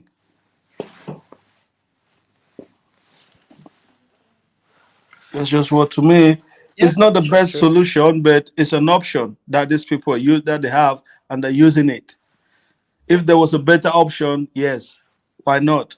But I don't see any better option. I think whatever is happening is giving a clear message to all these leaders that think the presidency is your personal property. That look, they'll come for you if you're not careful. It's happened to this guy. It's happened to this guy. So if you're going there, you respect the constitution and respect the rule of law. It's giving that message to these people, and they're scared. Believe me or not, some of them are saying, "Well, this can happen. This can happen." So let them do what they're doing. Yeah, shout out, Gail. I think you're in the wrong. You're in the wrong video. You're in the wrong stream. Come back to the other Kaiserian Empire. Yeah, shout out to you. Yeah, look, but Kifaru, let me ask you a question. Paul Biya, how old is this guy, and how is he still terrorizing you guys after this song? That man is Putin. You understand? He has said he's smart. You understand? If you come to Cameroon, bro, if you look at the military generals, these guys have so much money. They don't do nothing. They look like people. If you look at them, you say this cannot be soldiers. They look like business people, man. You understand what I mean? They're nice cars, nice. They live large. They are not going to fight this man. I'm not gonna lie. Wait, so you're trying to say the guy's so high IQ that he pays the military well. All the powerful, business people who've got the licensing to export. Oh, I see. So he's actually his friends. His friends. There's no opposition in Cameroon that's rich. All the rich people in Cameroon support CPDM, his party. I see. So the guy's high IQ, but just doesn't care about the development. Yes, he's high IQ. He's really, really high IQ. And he's an oppressor. Yeah, that's the way most of these African leaders, perpetuate permanent institutional corruption and stay there forever because of how they surround themselves. You may call them they are brilliant with high IQ, but not high IQ to help any kind of human development in their country. Exactly. But it's high IQ how to oppress their people and to stay in power forever. Be a dictatorship. Yeah, they are brilliant in that form. Exactly. Because if you're not brilliant in that regard, you're not going to be able to, rule as a dictatorship, by no means. Man, let's see. But I think this is a revolution and people are feeling it, Let's see where it goes. There's definitely some changes that's going to happen. You understand? It started with West Africa. It's gone out to the Central. Let's see who's next. I don't know, man. No, it's not good for the continent. But regardless, we can't be stagnant. So what do they have to lose? What do they have to lose? Lose one man of was that passion of perfect? What do they have to lose? There's nothing working anyway. So do you think that there's no end? I don't think there's some massive change now in Guinea, some massive change in Burkina Faso or Mali, but definitely something is going to change. At least there's a change of air, new environment, new ideas. Now people might think, okay, I can do this. People might have hope. Just that feeling of hope may bring change. Give them hope. Tell them, okay, now you're free. Come up with your ideas. Let's see if we can work these things. Give them hope. Don't make them think, you know what? No, the presidency is not for me. I can't be a politician. People can be kept in that kind of a mindset, and that's the problem. That's the problem with most Cameroonians now. They have just given up. You understand what I mean? Most people in that country have just given up. They just want to eat. The oppression is so much. You can't do nothing. So they live in fear. And someone that lives in fear, you are blocking is I don't know, it's cognitive reasoning because he's scared. You can say something is good, but you're scared to say this. People can't live in oppression. Kifaru, I the issue, like is there a freedom of speech in Cameroon? Are you like will the government allow you to say whatever you want on social media or on TV? No, no. Okay. Say anything, but don't talk anything about Paul Biya. What about criticizing him? Don't try. You're going to jail. You disappear.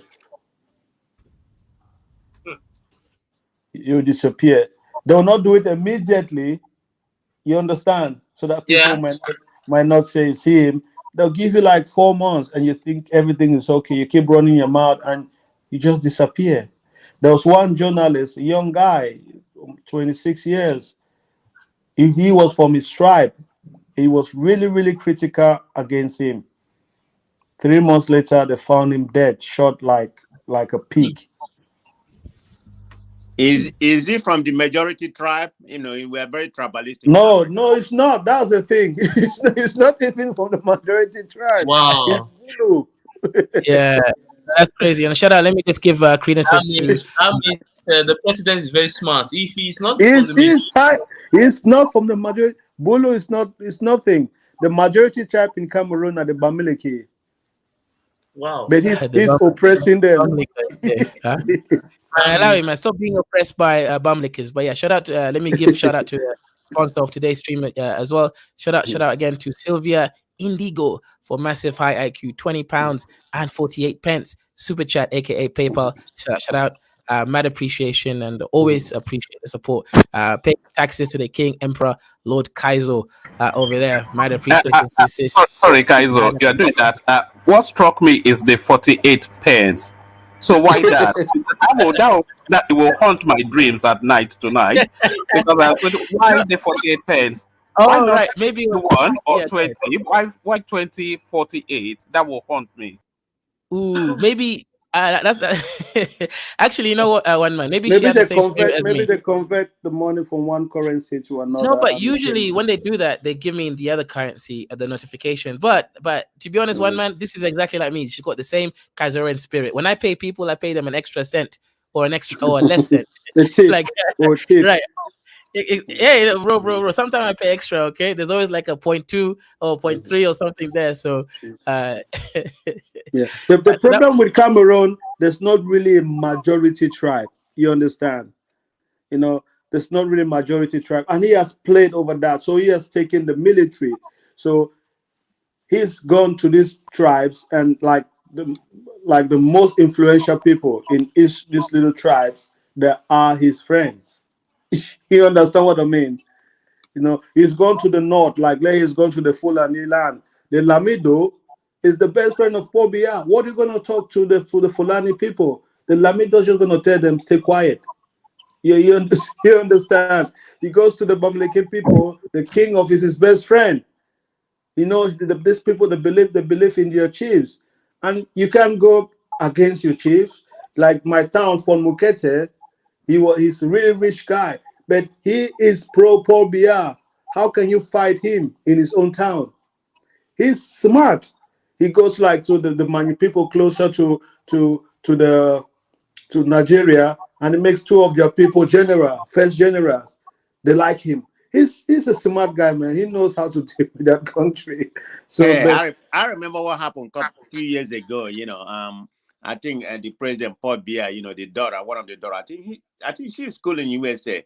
So yeah, she's mental. I think she's got serious mental health issues. Yeah. She invited Whiskey to come and sing for her. So the Cameroon, you know what? During that time, the Cameroon phobia, you know, they was against Afrobeat.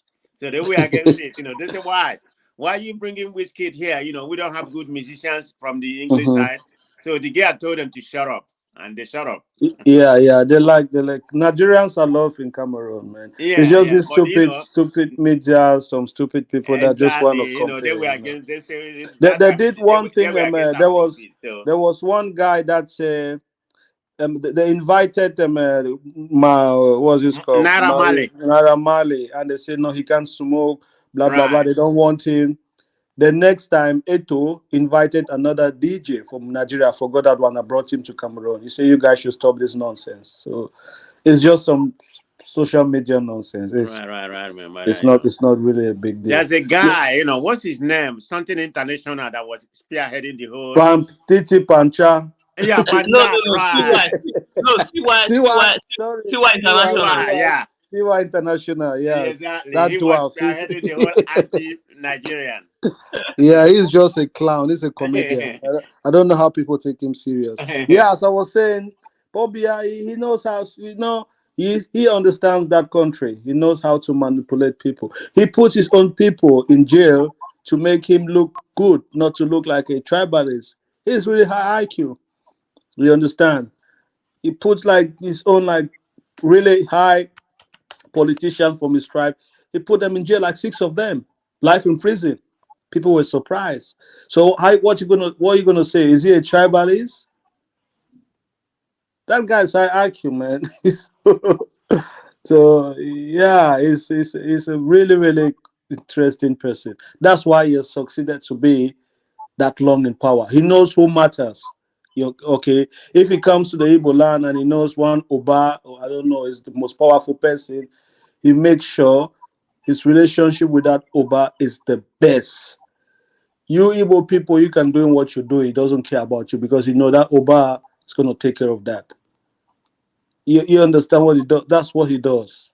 He's so intelligent, man. Is he actually the one that is ruling the country with his age? Are you sure the IT No. is still working? It's just the crew. There's the one that's ruling the country now. Is one guy they call him Benar Sadi. He's the Minister that of could be true. Territorial I mean, at Administration. that age, your IQ must have been diminished. So Yeah, I don't think he's one he actually gave the authority for him to make decision when he's not around, like when he travels.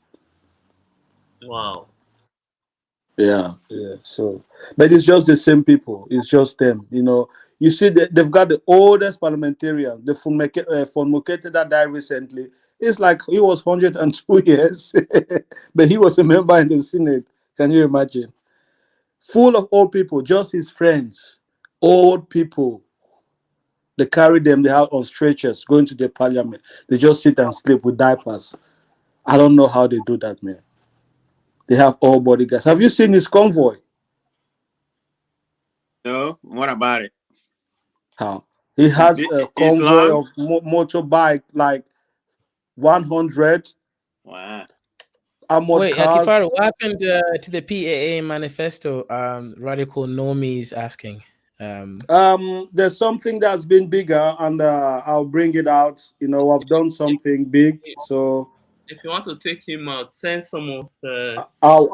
There's something that's bigger, and it's really big. It's already now in 3 countries, so we are still struggling to. Yeah. You guys should look for someone like Susan Rice and send it to him. Yeah, I don't know, man. That guy's high IQ, man. He's so high IQ. Okay, man of prestige. Is it true that Susan Rice was the one in Nigeria when Abacha died?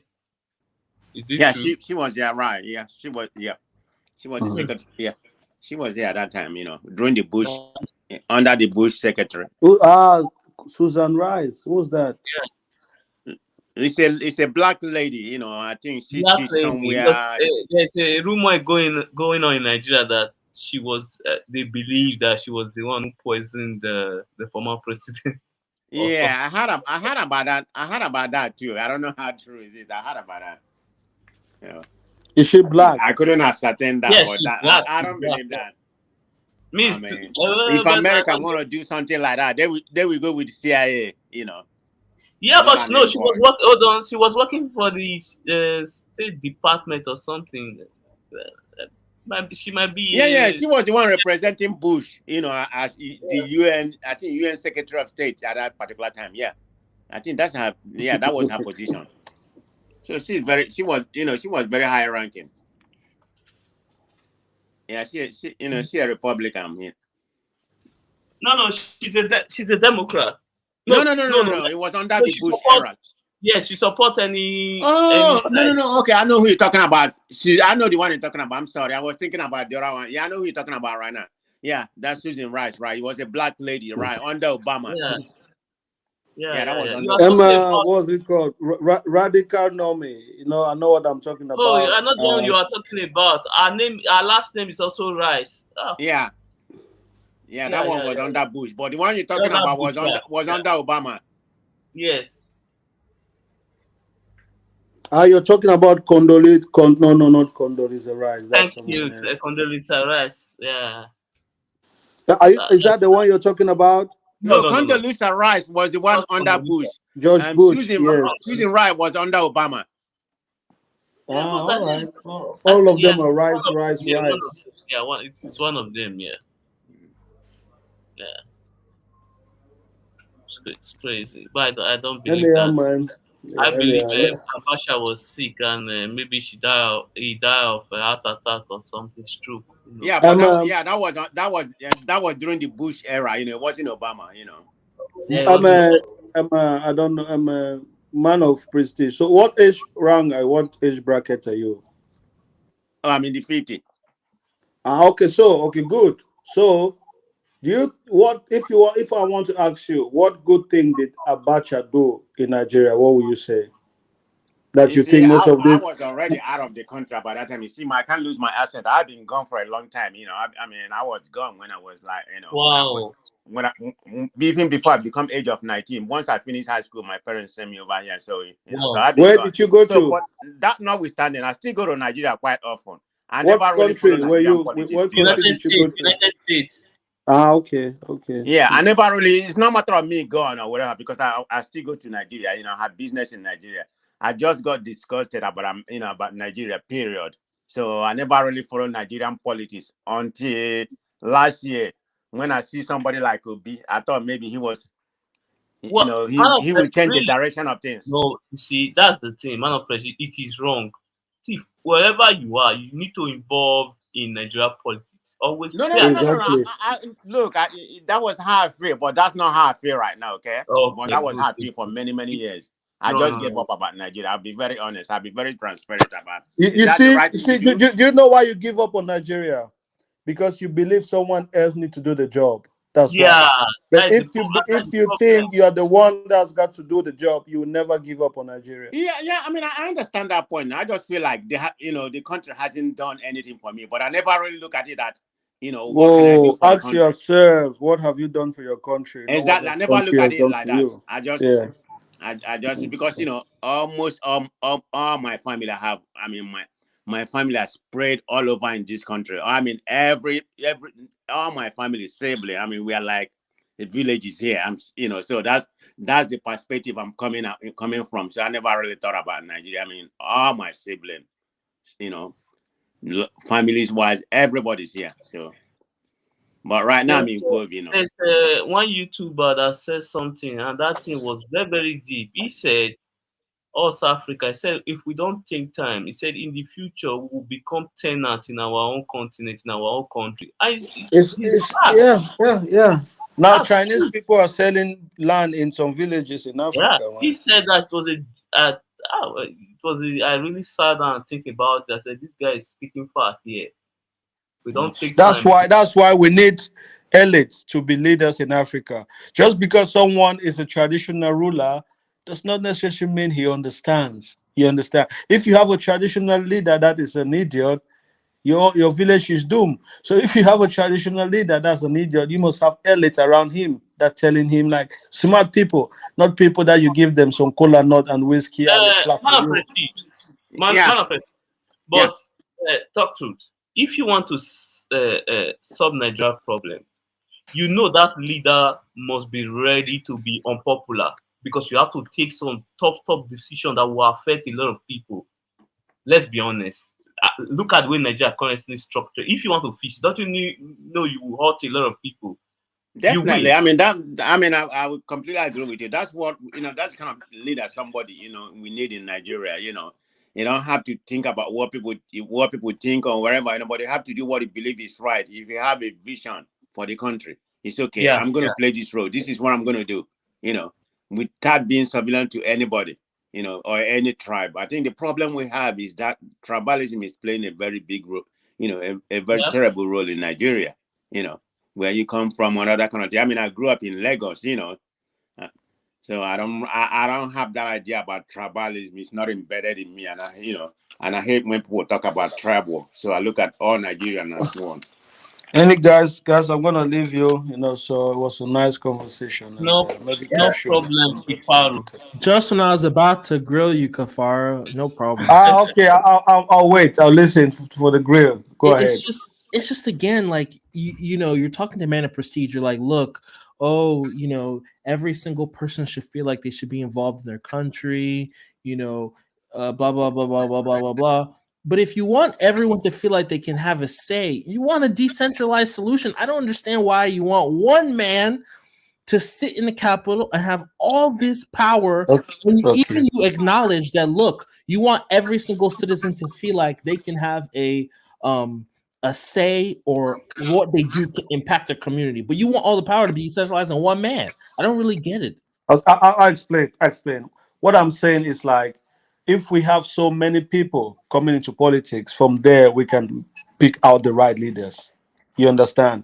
But the pool of people that are involved in politics is just the same old mentality. There's no new ideas. So when I say everyone should be involved, we have so many people to pick from. That's just the idea. But you want them involved once every 50 years to elect a dictator, right? No. First of all, be involved. Be involved in politics. But why does it matter if there's a dictator who makes all the decisions? What's the point of being involved?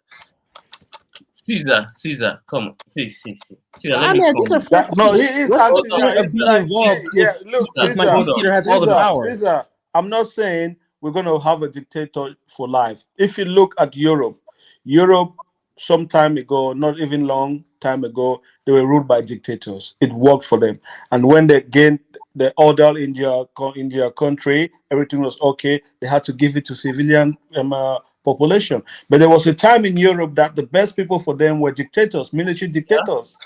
You're right. They had to use that time, say, okay, this time we need military dictators. We had to tackle this problem. It worked. And after that, they don't need it anymore.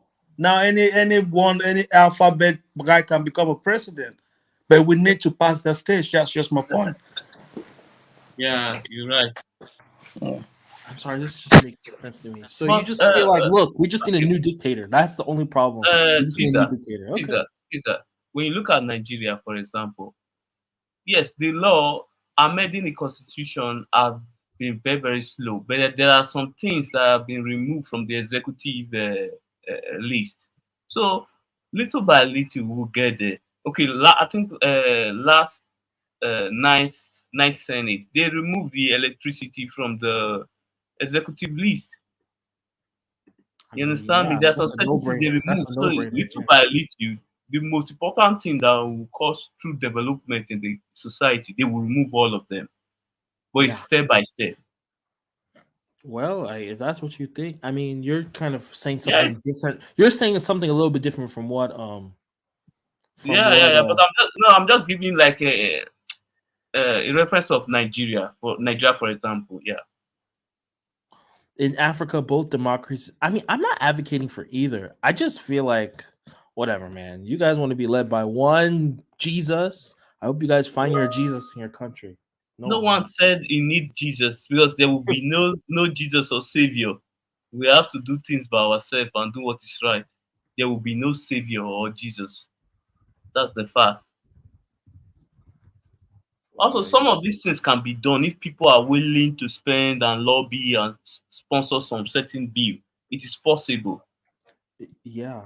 I mean, I know for a fact, I know someone who was going to do, I don't know if it was a water processing plant, and they were just having so many issues because the license they wanted to get, they only give a certain amount of licenses to people from for every region. And the person believed that because of the region they're from, they were unlikely to get the because apparently if you want to do water processing, there's something you need that I guess they're weary about. They don't want people from certain regions to have it. Long story cut short, they couldn't pay the bribe, so they were just like, forget it. All these weird licenses. I mean, when they get rid of all this stuff, I really Nigerians, we always like to assume things first. We assume. I'm not talking about assumption. I'm talking about something that actually happened. Base our decision on that assumption without trying first. You cannot say they will not give us this license and you just decide. No, I'm talking about someone that actually tried. They ended up backing out. They couldn't pay the bribe. No, They no, no. couldn't I afford think the that bribe. person lied to you. No, trust me, they didn't lie to me. They couldn't afford the bribe. See, Nigeria government award, is it oil block? They award license to many companies. Is it gas? Is it for gas? They give a lot of this thing. Is it for telecom? They give a lot of companies this thing licenses, but they don't. Even for electricity, they have awarded license to many private company. But where are the infrastructure? They have not done anything. When People they just do, go ahead when and they do acquire all these licenses and things, not doing anything. when they do all these things, I'm like, from a business perspective, it's gonna bring so much capital inside the country. Okay, let me Because tell you something. This year alone, I think Abuja electricity was handed over to Tony Lumelu, the owner of UBA. You understand me? okay, It was handed over to him. He have license to run the power sector. Let me name the people that are into power. This guy Femi Otedola, Davido's dad Adeleke, and Tony Olumelu. They are the major player in the power sector. You see? So look if you look at the tribe. If you want to use tribe. So if you lobby, you meet the right people in Nigeria, if you have the money, you get whatever you want. These politicians. I'm sure. I'm just talking about a free market. I'm sure. Yes, if I lobby, I talk to the right person. I have all these millions. I just think when they free up all this stuff, I'm just talking from a business perspective. I don't want to have to we keep deceiving ourselves. Even in the United States, private companies, they do lobby also. That's why they have consultants everywhere. So let's not do it is Nigeria Africa thing. No, it's not. Africa leaders learn it from their masters. Well, no wahala. Yeah, nothing. See, in Nigeria, anything can be done because you know why I'm saying this. Most of the foreign company they do get licenses to operate. Why is it when it will be different for citizens of those countries? No, it's not. Just do what everyone normally does. Then you get your license to operate. Okay, let me tell you something. For instance, I think when MTN came into Nigeria, I think they paid almost $300 million to acquire the license. You see, that was a large sum. Caesar. Yeah, I'm here. Okay, so that was the large sum of money. They paid $300 million for license. I won't including the money they pay to lobby to get that license. So it is like that. One thing about Nigeria is money. People will give you what you want if if you settle those that want to be settled. Right. Well, I hear what you're saying. What time to an America? Oh yes, America audience. Kezo. Yo, what's good? Okay, are we about to switch to another this thing? I be to this show is over because everyone is almost The show is over, so I'm gonna switch off to another one. Okay. Yeah, it's good because you have been online for the past 3 hours or so. Yeah, more than 3 hours. So. I think it's 4 hours. Yeah, minus 15 minutes. Yeah. Okay, later. Yeah, shout out to again to the sponsors of this show. We'll start off with the obedient man over there. Caesar Music says ABAZONIA with $20.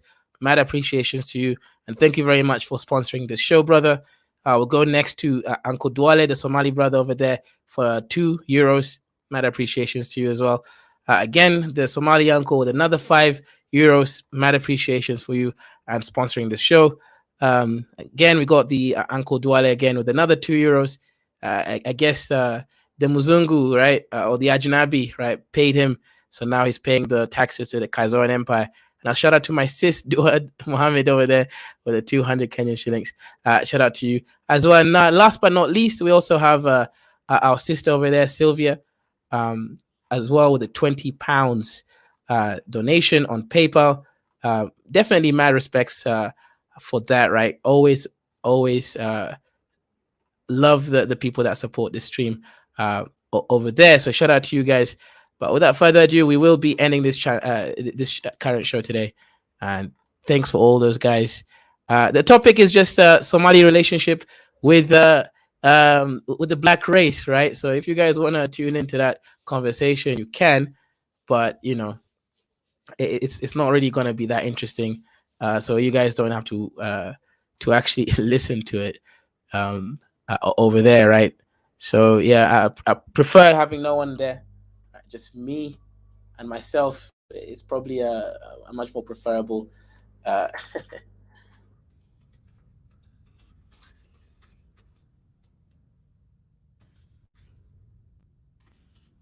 Anyways, without further ado, I'm gonna end the show with the music. So go ahead, buy my music album. Right, it's only $50, right, for one. Welcome to the Kaizoran Experience. Over here, we're gonna be talking about everything African. We're going to be having debates, discussions, entertainment, as well as learning about business, art, history, and everything in between. Cultural, tribalism, and everything. We're going to be out here debating with some really interesting stuff. So like the video, share the video, and make sure you subscribe. Make sure you subscribe. Subscribe for the best experience ever. This is the biggest channel on the Afrosphere. So come and join the team, become a Kaizoran, and join the Kaizoran Empire.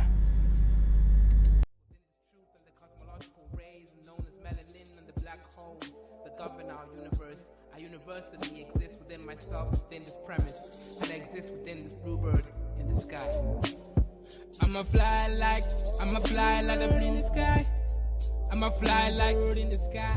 I'ma fly like bluebird in the sky. I'ma fly like bluebird in the sky. I'ma fly like bluebird in the sky. I'ma throw my bluebird in the sky. I'ma soar like bluebird in the sky. I'ma soar like bluebird in the sky. I'ma fly like bluebird in the sky. I'ma fight like bluebird in the sky. I'ma eat like bluebird in the sky. I'ma be like bluebird in the sky. I'ma be bluebird in the sky. I'ma be free, bluebird in the sky. I'ma be free like bluebird in the sky. I'ma be like bluebird in the sky. Back again like the second coming. Strumming my vocal cords like the hummingbird in the sky. Y'all can't deny this. Real rap lyrics, it's like I ain't got no rhyming through the sky limit. What is skin tone, shade of color, but a parallel form of frequency like a ringtone on your phone. Melanin expression tied up in the universe, feeling like God. Is it really us? Is it serious? Is it really wrong to be diverse? I'm a divergent, immerse myself like an ocean beneath this waves. Be a divergent, born to be different. Indigo child, wild like canary. Born to be a bluebird in the sky, flying high like a bluebird in the sky.